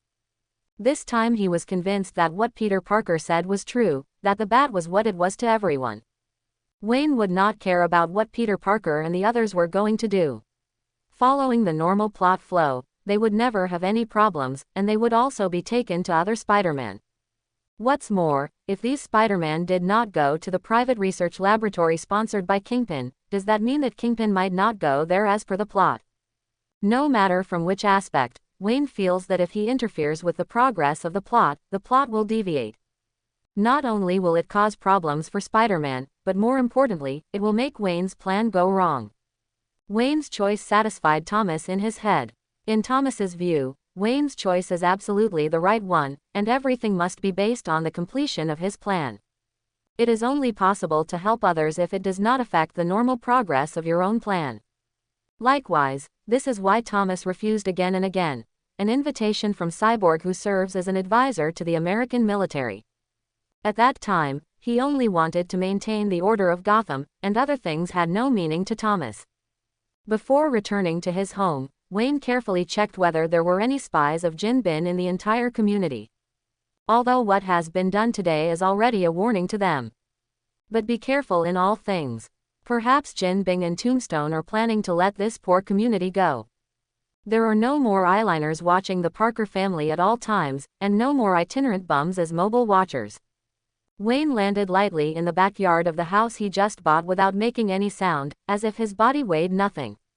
Maybe I can get a good night's sleep. Walking into his own room, Wayne put his equipment away neatly before walking into the bedroom with his neck twisted. As soon as his head hit the pillow, he fell into a deep sleep. But just 2 short hours later, Wayne, who was lying on the bed, opened his eyes again. Now Wayne finally understands how Batman can fight criminals at night and still be able to socialize normally during the day. I even have time to find some actresses from the Far East Ballet Company and discuss the philosophy of life. With this kind of sleep that can fill up all the energy in just 2 hours, anyone else might be able to do this. It's just a pain for Wayne that he needs to get used to this sleeping style and sleeping time. In Wayne's opinion, sleeping until dawn is the best thing. But now the sky outside is still black. Rubbing his head, Wayne really couldn't accept this kind of thing now. After 2 hours of sleep, Wayne still hasn't recovered. So, you are the same. After drinking a glass of water, Wayne asked this question to Thomas in his head. I can't do it. I can't sleep like this. I have to sleep well for at least a while. Thomas said directly that he couldn't do it. There is still a big difference between Thomas and Bruce. Especially when it comes to Wayne Group, the two of them are completely different. Bruce at least still had time to fix some of the Wayne Corporation's problems, but Thomas had already put the Wayne Corporation behind him. Thomas's most important person had already collapsed in that alley. And because Thomas habitually uses guns to solve problems, he is much worse than Bruce in fighting. Naturally, there is no way to compare with Bruce's physique. However, I suggest that you use this time to exercise yourself. I don't know how Bruce does it, but at least it is based on your current physical condition. If you don't control your diet and exercise well, your body will not be able to maintain its current extreme state. Although Thomas didn't know much about this aspect, from his perspective, Wayne's health must be well maintained. Do you have any recommended exercises and recipes? Wayne was also bored now, so naturally he chatted with Thomas. Although the old man's attitude towards criminals has always been that of a punisher, at least Wayne can understand how he should maintain his physical fitness. He didn't want to be like that Peter Benjamin Parker, who couldn't even keep himself in shape when he was going through a midlife crisis. Jogging, 32-mile long-distance running, yoga. I also need to train my fighting skills at night. Thomas spoke out a series of activities. But when he finished speaking, he stopped and looked at his surroundings. You also need a huge training facility and housing. I know. Wayne felt a little helpless when he heard this. Was it because he didn't want to have a super good place to train himself? If he wanted to find a place suitable for exercising and having his own Batcave by the way, then Wayne felt that he should spend half a month running around in the underground world. But even then, Wayne couldn't be sure whether he would have enough wealth at that time. But now, he just needs to wait quietly for something to go wrong with Jin Bing, and he will be able to transfer everything to himself with his own technology. This is the easiest and most harmless way. As for what will become of Kim, Wayne doesn't care. What's more, after this matter was over, that guy was directly sent to the police by the little black spider. Wayne wants to get everything done before the police and them.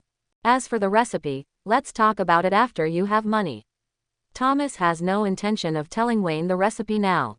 When the ingredients are not guaranteed, even if Wayne is told all the recipes, there is no way to guarantee that the ingredients that Wayne can find are consistent. Do you want to be so straightforward? Wayne has changed into a tracksuit at this moment, ready to go out and run a few laps. This is the most suitable exercise he can do so far. On a dark night, few people would think that anyone would come out for a run at this time. Even now, New York City has long since had fewer ordinary criminals because of the existence of those masked heroes. However, the criminals appearing now are not the guys who dared to come out to rob with only a pistol before. There are no criminals living in New York City now who don't have their own special skills. Otherwise, if you say it, no one will believe that you are a super criminal. Walking out the door, Wayne moved his limbs, pulling himself to the best state possible. Wayne really wanted to see what monsters there were in New York today that would come out at night. But now that Spider-Man is dead, despite what he did in Hell's Kitchen, those super criminals obviously don't think about working at night. There is no way to get the little spider. I have to say, Spider-Man is really the group favorite. Whether in the hero camp or the villain camp. Just like when outsiders want to see bats, they often need to have a good conversation with the top bat fans. If he can be accepted, he might be able to see the bat. But usually, they are unable to negotiate. Although the movement of Wayne running at night was not big, it still attracted the attention of a certain spider. Run late at night. Seeing Wayne running outside, Shadow Spider frowned. After Shadow Spider took back the spies around the Tombstone, he was already observing everything outside. He wants to help the dead Spider-Man protect his family. Naturally, Wayne's every move was seen by him. Thanks to his black and white painting style, even if he appears directly in the dark now, it is difficult for anyone to notice his appearance. However, if someone noticed him, most of them would probably faint from fright. A guy with no color at all is a bit scary no matter how you think about it. The Shadow Spider dodged and shot Spider Silk in the direction Wayne was running. He wanted to take a good look at the identity of this person. If he is a villain, then he will help the world and clean up this guy. If he's a good guy, then avoid his problems with bad guys that haunt the night. Although Shadow Spider was shocked that New York now was far from New York, judging from the fact that Spider-Man could die in New York City. Over the past few decades, not only did the level of public security fail to improve, but the level of public security declined. As for the guy who came out at night, Shadow Spider didn't think it was very likely that he was a good guy. But in this short period of time, the Shadow Spider found that he had followed Wayne for several miles. This kind of speed is completely beyond the reach of a normal human being. Now, the Shadow Spider is even more inclined to believe that this guy should be a bad guy. Just no substantive evidence. Wayne breathed steadily and enjoyed the run quite a bit. At the same time, he is also paying attention to the little tail that has been following behind him. As a detective, the Shadow Spider's stealth skills are really good, and with the color of his body, it is simply perfect. But Wayne himself is a cheater. Not to mention having a real Thomas Wayne in his head.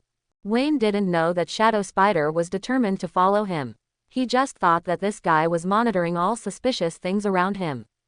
Just run on your own. But the next moment, the Shadow Spider that had just shot out its silk thread and was about to swing in front of Wayne suddenly flashed a black and white ghost. He split into several people at that moment. The severe pain made him unable to control himself and fell directly. Boom. Even if Wayne wanted to pretend he didn't hear the sound, it would be impossible. Hello, are you okay? Wayne turned back and called into the dark alley. Do you need help? Wayne walked cautiously into the alley. It wasn't until Wayne walked in front of the Shadow Spider that the Shadow Spider would recover. It's okay, I'm fine. The Shadow Spider, a carp, jumped up straight from the ground, patted the dust on himself when he fell, and even raised the brim of his hat quite confidently. You are Spider-Man. Didn't they say you were dead? Wayne looked surprised, even with a little fear, and you are dressed like this now. While speaking, He moved his footsteps slightly backwards. Obviously, he was a little scared to see a guy who didn't know whether he was a human or a ghost. The acting skills shown by Wayne this time will definitely be able to win the statuette. Wayne's acting skills are indeed online, but this does not dispel Shadow Spider's doubts. But it is impossible for an ordinary person to run in the middle of the night, let alone have the courage to come to this place that is obviously very convenient for murder after there is movement. It's just that the first thing the Shadow Spider has to solve now is how to conceal his identity. The Spider-Man of this world is dead, and that's a mourning ceremony in full view. If one fails, it is really possible for that Spider-Man to be charged with fooling the public. Oh, no, I'm just a big Spider-Man fan and just added some of my own ideas to his suit. You have to think, how could Spider-Man fall off the wall, right? Sir, why do you go out for a run at night? After saying those two sentences, Shadow Spider began to take the initiative as soon as the conversation changed. He felt that there was absolutely no problem with his own problem. I have insomnia. I've been under too much pressure recently. I'll see if running can help me sleep better. Wayne rubbed his eyebrows with a look of discomfort. Isn't it said that people sleep well when they are tired? I don't want to take sleeping pills. If I leave them at home, I'm always afraid that one day I won't be able to think about it anymore and I will commit suicide. Wayne's tone of voice was full of helplessness about insomnia and anxiety. Shadow Spider didn't know what to say. At that time, there weren't many people who could only rely on sleeping pills to sleep. At this time, he always felt that as technology became more advanced, people became more tired.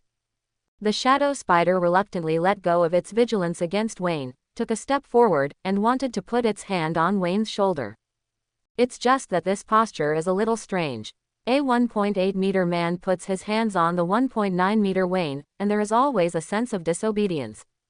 But Shadow Spider wasn't just there to comfort Wayne. He wanted to see if this guy was wary of him, and would show resistance to his abrupt behavior. An anxious, insomniac person is definitely wary of a stranger invading his body space. Shadow Spider did feel Wayne's resistance, but it only lasted for a short while. Wayne did show resistance, and the Shadow Spider couldn't continue, so he let go of his hand immediately and apologized. I'm sorry, I'm always willing to do this when I talk to others. The Shadow Spider said apologetically, pressing his hat. It's okay. When Wayne said this, his expression was obviously a little stiff. I wish you a comfortable sleep in the future. The Shadow Spider left the alley before leaving. Even when he was walking out, part of his attention was on Wayne. He wanted to see what this guy would do about his behavior. But what Wayne has come up with is pretty much in line with all the good things about the Shadow Spider. All kinds of signs finally convinced the Shadow Spider that this guy was just a guy who was troubled by insomnia and came out to run at night in the middle of the night regardless of the danger of his life. It seems that insomnia is more terrifying than losing life. The Shadow Spider has never felt what insomnia is. But seeing Wayne's appearance now, he really felt that insomnia was a terrible thing. If possible, he doesn't want to lose sleep in his life. When Wayne walked out, there were still traces of the Shadow Spider outside, but he still showed the appearance of being terrified by the disappearance of the Shadow Spider. Then he pulled his legs and walked in the direction he came from. Upstairs not far away, Shadow Spider was really relieved to leave after seeing this scene. He's really a cautious guy. When Wayne ran back to his home, he couldn't help but admire the prudence of the Shadow Spider. But think about New York at that time. As a private detective, Shadow Spider was able to live safely not only because of his superpower but also because of his caution. Otherwise, with the situation in New York at that time, he would have died if he was not careful. Even private detectives in New York are not sure whether they will die mysteriously one day. But the current situation has indeed intensified Wayne's desire to get rid of Kingpin. If you go out for a night run at night, you will be watched by people, which is really hard to let go. After the Shadow Spider on the other side returned, Penny Parker, who was also Spider-Man, hadn't fallen asleep yet, quietly waiting for the Shadow Spider to return. What happened? Little Penny was obviously a little worried about what might happen to this guy she had just known for a short time in this completely unfamiliar world. Being able to kill one Spider-Man means being able to kill the second.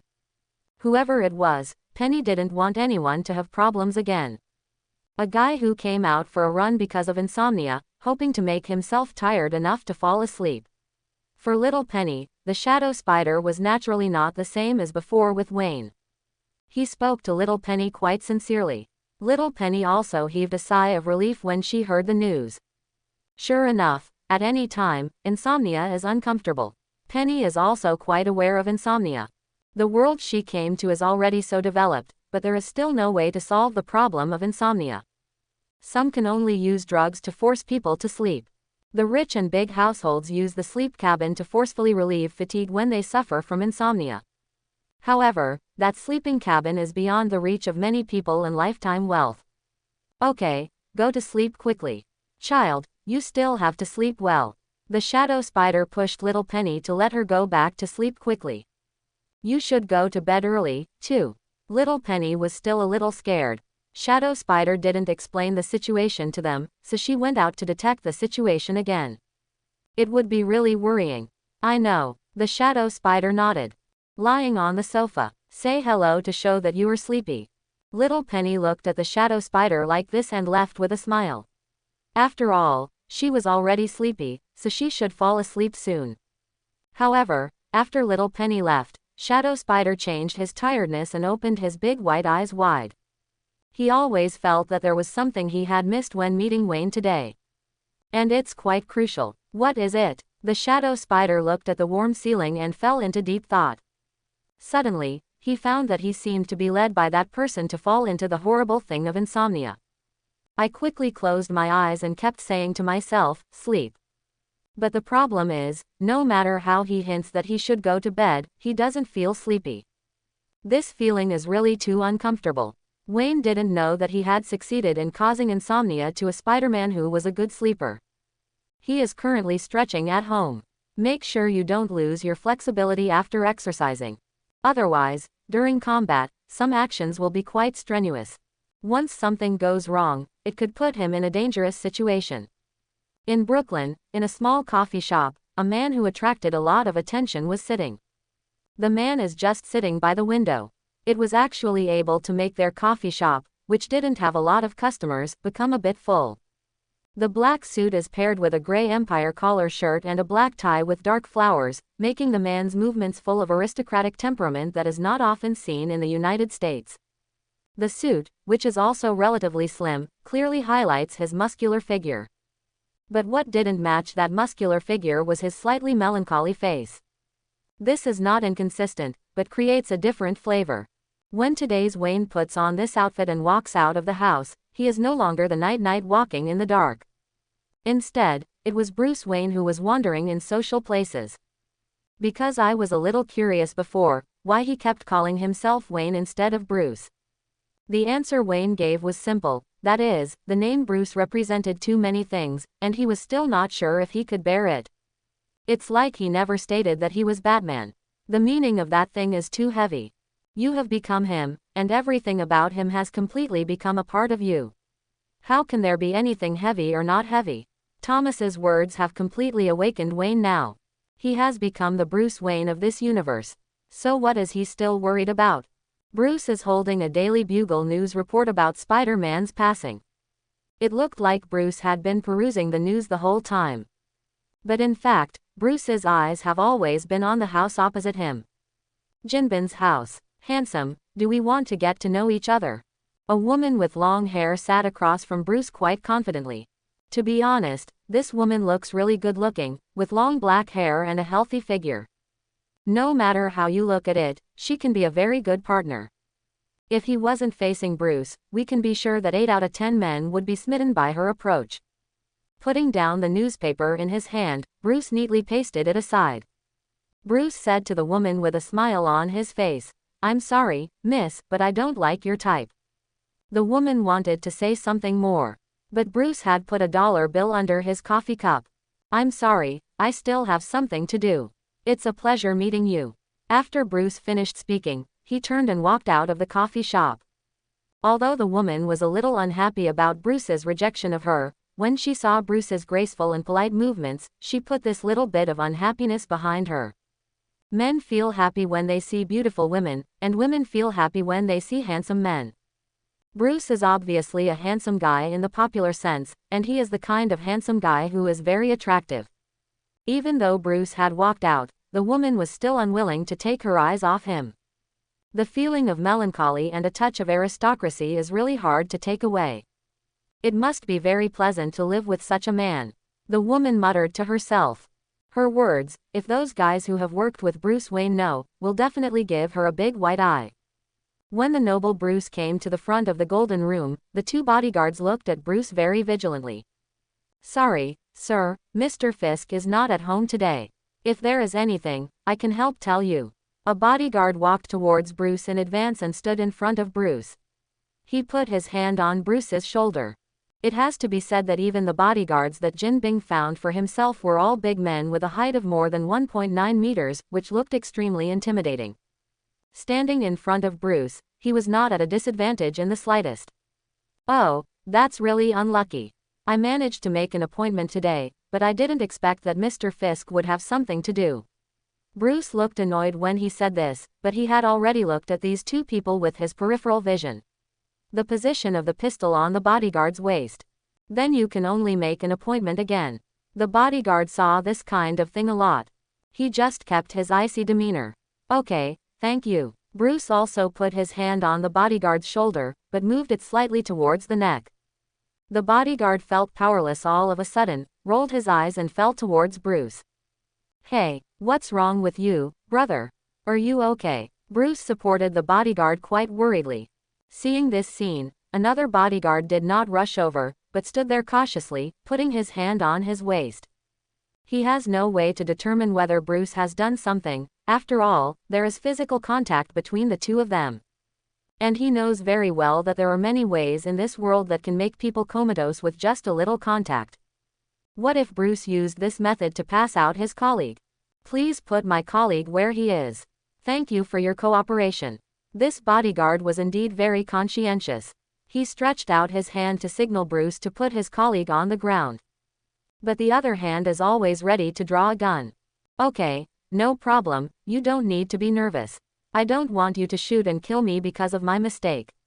Bruce looked very much like an ordinary person who met an accident.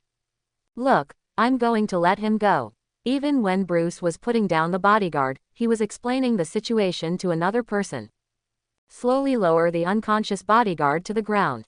The other bodyguard always felt that Bruce's behavior was a bit strange, but he didn't know what was wrong. Bruce suddenly lifted the hem of the unconscious bodyguard's suit, and an anesthetic needle popped out of his hand and hit the other bodyguard's neck.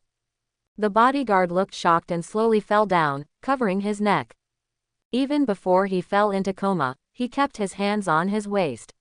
It was obvious that he had always been wary of Bruce. No matter how cunning a fox is, it can't beat a good hunter. Bruce quite easily dragged the fainted bodyguard up and walked towards Jin Bin's door. Set the two bodyguards aside nicely. Bruce took off the anesthesia needle he had thrown. Look at this incomparably small anesthetic artifact. Bruce can only say that it is a product of Batman, simple and efficient. But I have to say that Wilson Fisk is really confident in the security of his home. Even though he has left now, he has not locked the door. Push lightly. The home of this New York underground king has already opened the door to Bruce. And that's where the bat dives in. Bruce walked to the private elevator made by Jin Bing quite naturally. It's just that this thing was hidden perfectly by Kingpin, if Bruce hadn't completely scanned the house before.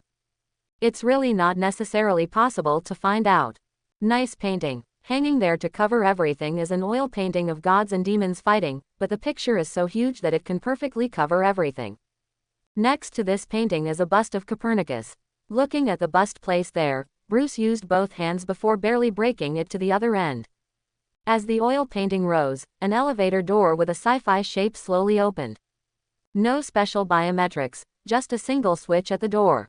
But according to Wayne's inference, there is no way for ordinary people to easily break the bust. Anyway, the guy who designed this thing is a guy who can lift a car with his bare hands. Bruce was able to break that thing. It must be said that Bruce's own physical fitness is pretty good. Walking in, the elevator closed the door directly. There is nothing in it except an up button. With a sense of weightlessness, Bruce could feel that the elevator was falling too fast. Even Bruce has a slight tinnitus. As expected of a guy who has always been in love with Little Spider, it doesn't seem surprising that he can have such a physical quality. When Kingpin's underground space was revealed in front of Bruce, Bruce had to admire this man who was able to create such a large space under Brooklyn, New York. It's just that Bruce doesn't think how good this place is. No matter from which aspect, Bruce would not choose this place as his residence. Unless it is used as a temporary base. Otherwise, the best thing for Bruce is a place like Wayne Manor, which has a natural bat cave. Wilson Fisk doesn't put much here. A few old-fashioned push-button phones, a few notepads, a few file folders, and that pile of training equipment. All have fully explained Wilson Fisk's uneasiness about technological products. Bruce was quite calm about it all. How could a person like Wilson Fisk easily place some electronic devices that might be hacked into his secret lair? Besides, according to Bruce's impression, basically all Spider-Man are technological experts, and in this universe Spider-Man is even more of a technological genius. Grab a notebook at hand. Under Bruce's flipping through, he could already see many familiar names. Only after seeing these things did Bruce understand why the Wilson Fisk of this world was able to do this. It can even be said that it has almost ruled New York City. One in New York counts as one, but basically all the famous people have appeared in this notebook. Mayor of New York City. New York City Police Commissioner. New York City Alderman. Putting down this notebook that would make the whole New York City tremble, Bruce opened the notebook next to it. And there is another part of the people recorded there. The bosses who belong to the New York underground world also appeared in Wilson Fisk's notebook. The boss's weakness, the boss's secret base. Even the location of the factory they used to make a profit has been thoroughly recorded in this notebook. If one day Wilson Fisk wants to turn the tables and quit playing, these things alone are enough to turn the entire New York City upside down. And Bruce has reason to believe that since this djinn can get so much evidence, it's not just the things on the notepad. Putting down the notebook, Bruce didn't intend to continue exploring. These things are really useful, and he will take them away at that time, but it's not the time yet. Since the things recorded in the notes obviously have nothing to do with money. So what kind of surprises are waiting for you in the folder on the other side? What was in the folder was a real surprise to Bruce. There are a large number of bearer bonds, as well as various accounts of Jin Bing. Everything has already been shown. Bruce had found what he needed. But to avoid missing something, Bruce opened all the other folders. There were still a large number of unknown bonds in 2 folders, but the contents of one folder surprised Bruce a bit. SHIELD, that's right, in that folder is a list of SHIELD's agents in New York. It can already be said to be quite detailed. The agent's level, position, and specific address. It even said that what the agent usually likes to eat, whether it is a hamburger or a hot dog, has been marked on it. It's all clear. Logically speaking, the list of SHIELD agents is quite confidential anyway. With such a terrifying ability to collect information, Bruce doesn't believe that this thing is gold and this guy can get it. The fact that this thing appeared in Jin Bing's hands already explained a lot of problems. Perhaps Jin Bing's ability to become the king of New York is very likely to be related to the person who gave him these materials. Being able to obtain such confidential documents, it is a breeze to deal with several high-level officials in New York City. It doesn't take much effort.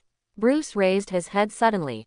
If it was true, he would be absolutely in danger now. Supporting Jin Bing in this way, with the style of this guy, he will definitely not let Jin Bing so easily and develop freely. There are too many things they want. Maybe Jin has been living under their surveillance. All he needs to do is evacuate from here. I once thought it was a simple thing, but it turned out to be like this. Pack up the things you need here, and immediately start looking for another way out here. How could a person like Jin Bing only give himself a way to leave? Sure enough, there was indeed a small problem in Bruce's observation. Just as Bruce was about to leave, there was movement in the elevator behind him. It's really coming. Wayne immediately pulled out a portable bat mask from his suit, covering his face. Immediately into the darkness. When the elevator opened, a steady red laser was already inspecting the surroundings. The well-trained team is fully armed and advances slowly. The whole body was dark, and there was nothing to show what organization they belonged to. Find someone out. Following a man's order, the surrounding team members started their search quite consciously. Working in pairs, they were searching to avoid someone replacing the lone one among them. Even the person who gave the order before was accompanied by another person. Their discipline and meticulousness in their actions fully reflect how professional the organization that cultivated them is. Bruce squinted at the guys. They really don't have any markings on them, but it's pretty obvious to Bruce where they came from. Besides Hydra, who else could do such a thing at the doorstep of S.H.I.E.L.D.? I just don't know what the relationship between Hydra and Aegis in this world is. It cannot be that there is Hydra in Aegis and there is no Aegis in Hydra. It would be embarrassing if that were the case. Likewise, Bruce is evaluating how long it will take him to resolve them. Hydra's agents are indeed powerful, but in Bruce's eyes, they are not considered a threat. 2 Hydra agents were searching from left to right in Bruce's direction. It can be seen that these 2 guys are quite nervous. A guy who can instantly solve the 2 bodyguards they arranged for Jin at the door is definitely not a petty thief. They had already defined the guy who entered Jin Bing's house as a guy with superpowers from the very beginning. And it wasn't superheroes that came to mind. Few superheroes would go right into someone's home and do their own thing. So their targets are supervillains. But the problem is, none of the supervillains they can monitor come out to make trouble at this time. Everyone knows that the current New York City is Jin Bin's stage, not to mention that Spider-Man is dead now, and few people have come back to solve this matter. Although the so-called Spider-Man appeared in Hell's Kitchen before, no one would think that it was true. Just feel like a poor imitator. After all, according to those guys who fought against the so-called Spider-Man later, that guy's body was a bit middle-aged and fat. And everyone knows that it is impossible for Spider-Man to become fat in middle age. How could Spider-Man, who has so many things to do every day, gain weight in his middle age? So, that could only be a Spider-Man impersonator. At best the guy is using gear that really makes him look like Spider-Man. There are not many such things as folk inventors in this world. Marvel's folk science is really science. It can even be said to be science fiction. And suddenly a super criminal who can easily enter Jin Bin's house appeared in their sphere of influence. How could this not let these guys come out and take a good look? We also need to see if this guy who suddenly appeared is worth their training. If the situation is right, there is no problem in upgrading his equipment and the like. It's that they may never have imagined in their life that the people who entered Jin Bing's house were the so-called super criminals. Another world, but it has always been called a superhero. Although Bruce doesn't think he is a hero. The 2 guys coming towards Bruce just stepped into Bruce's attack range. The bat moved. Appearing in front of an agent in an instant, the guy felt that a demonic mask suddenly appeared in front of his eyes, and the next moment he felt a heavy blow to the left side of his head. The whole person hit the ground in an instant. There was no gradual blurring of consciousness at all, and he passed out directly. Another agent who was his teammate had already turned and was ready to shoot at the first sign of Bruce's appearance. But where is the figure of Bruce? There was only the companion who had fallen to the ground.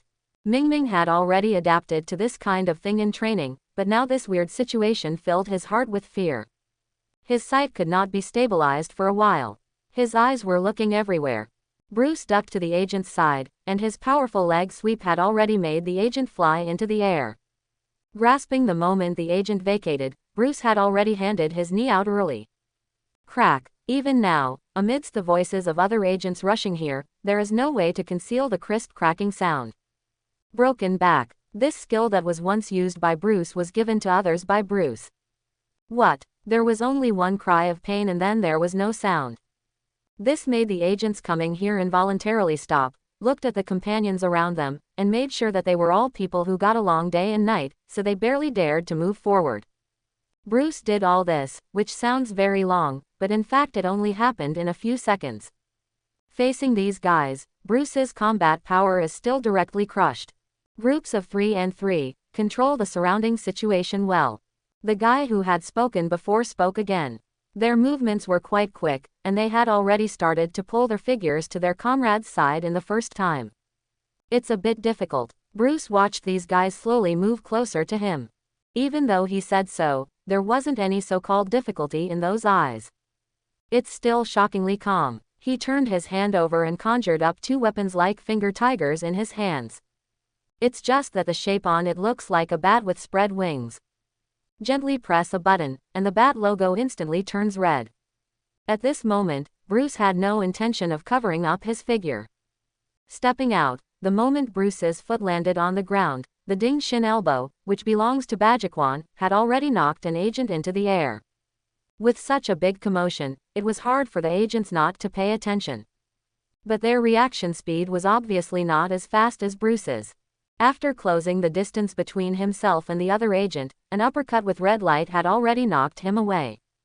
When the fist touched the agent's jaw, a burning smell had already begun to spread. As experienced agents, the weapons they used, as well as the torture they used on the enemy, have already let them know the reason for the smell they are smelling now. Raising the guns in their hands, they know what is the most important thing. Even if shooting at this distance is likely to kill one's comrades, that is only a necessary sacrifice in the mission. What's more, within 7 steps, the gun is fast and accurate. Oh, the gun went off. Even the well-known sharpshooter in their team fired the shot, but all they heard was the sound of bullets hitting the wall. As for the target he wanted to hit, he didn't even scratch the edge. Even the person who fired the gun looked at his gun in shock. He was sure that there was absolutely nothing wrong with his gun, and he aimed the gun at someone. But why didn't it hit? Team members all have doubts about this issue, but now is obviously not the time to consider such a thing. Bruce is obviously not the kind of thing that makes them think about why they can't hit him within 7 steps. Bruce, who dodged the bullet, disappeared from their sight again. It has even extinguished all the light sources in the entire underground space. The current agent is just blind. When Bruce came out again, the branded knuckles on those fists, which had long been burnt red, had already started flying up and down in their sight. Pulling over an agent, Bruce's hand tightly clamped the agent's wrist, ensuring that he would not make any unnecessary movements. The other hand directly broke the agent's elbow. What? The severe pain caused the agent to yell directly in this unsuspecting situation. Without waiting for their commanding officer to order, the other agents made their best choices. As long as they don't want to become the same as the previous few colleagues. Everyone will make this choice. Bang bang bang. The continuous gunshots brightened the surrounding area. Obviously what ejected from the muzzle was not only the bullets, but also the fear of the agents. In this kind of shooting, the agent whose arm was broken by Bruce and shouted turned into a sieve without accident. In other words, the forensic doctors in the future should only be able to find some human tissue of this unlucky guy from the pile of bullets. The agents did get objective results. One of their agents was turned into a pulp by one of their own. But what about Bruce? At this moment, the suit on his body wasn't even stained with much dust. This environment is too convenient for bats. In Bruce's eyes, these agents are clearly in a state of fear. They have no way to determine whether what they are dealing with is a human or a ghost. If it was a human being, how could it be possible to dodge their shots over and over again? Only the ghosts can do this. If it's ghosts, their special agent team, which specializes in dealing with normal emergencies, is obviously no match. They need professional help. What are we fighting against? When someone opens his mouth to communicate, it means that this guy's psychological defense is obviously no longer good. Quiet. But the only answer to him was the cold words from the commander. He could only suppress his fear. I don't know how long I can last. Under fear, their combat effectiveness has begun to decline. Things that were a little troublesome for Bruce before have become easier now. Who made Bruce not think that behind Jin Bing, there is still the shadow of Hydra? When I came here, I also brought myself a simple bulletproof vest, plus a bat mask ready to conceal my identity at any time. It is impossible to open Wushwang directly. But this also reminded Bruce that this is a real world, and everything cannot be viewed simply according to the situation in the movie. At the funeral of Spider-Man, there was no superhero like Captain America. But in this world, all the heroes who had interacted with Spider-Man appeared on the scene. There is no way to fake this. Retreat. The commander didn't plan to continue fighting with Bruce here at this time.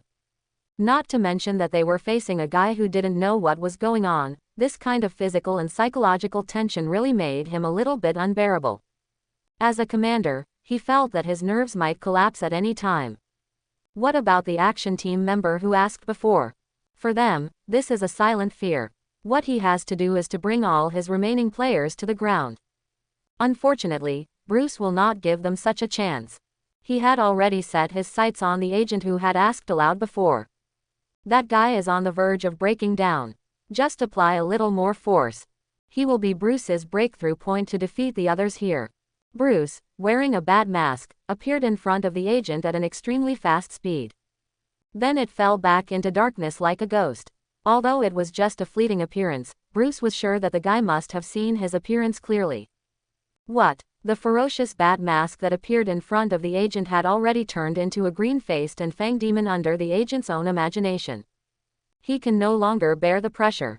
Ignoring the orders given by his commander, he held the gun and fired wildly at the space in front of him. Gunshots echoed everywhere in this dark space. In the flicker of gunfire, Bruce's figure appeared again. The originally neat formation had already become a bit chaotic as the agent lost control. And this is Bruce's best chance. In the eyes of that agent, it was obvious that every time he shot in the direction of that erratic figure. But it just didn't work. Caw caw caw. After the firepower poured out, the sound of empty warehouses continued to sound. At the same time, there was the wailing of teammates on the side. Bruce's punch has left an indelible mark on his body for life. Bats are already on them. The mentally broken agent sat down on the ground, unable to stand up at all. He just watched his teammates being knocked to the ground one by the demon in the suit. What was left to him in the end was the same fist. The searing bat logo left the same expression on his shoulder blade. When Hydra's agents came to support them, all they saw were overturned agents. There is also a clear and unusual bat logo. All these performances made Crossbones look dignified when he came here. Everything is not fatal, but it is very tricky to make people faint in the shortest time. Crossbones had already come to a conclusion after checking the injury of an agent. However, it seems that our previous judgment was wrong. That guy may not be a super criminal, but more like a superhero. Only the drag freaks will survive. Crossbones clapped his hands and looked at the place where the notepad and folders were originally placed on the other side. We don't have any agents who failed their missions and survived. After Crossbones said this, the surrounding agents had already treated him with the unique courtesy of Hydra. The next moment, they had already raised their guns at their former comrades in arms. Boom. I hope everyone will support it and subscribe more.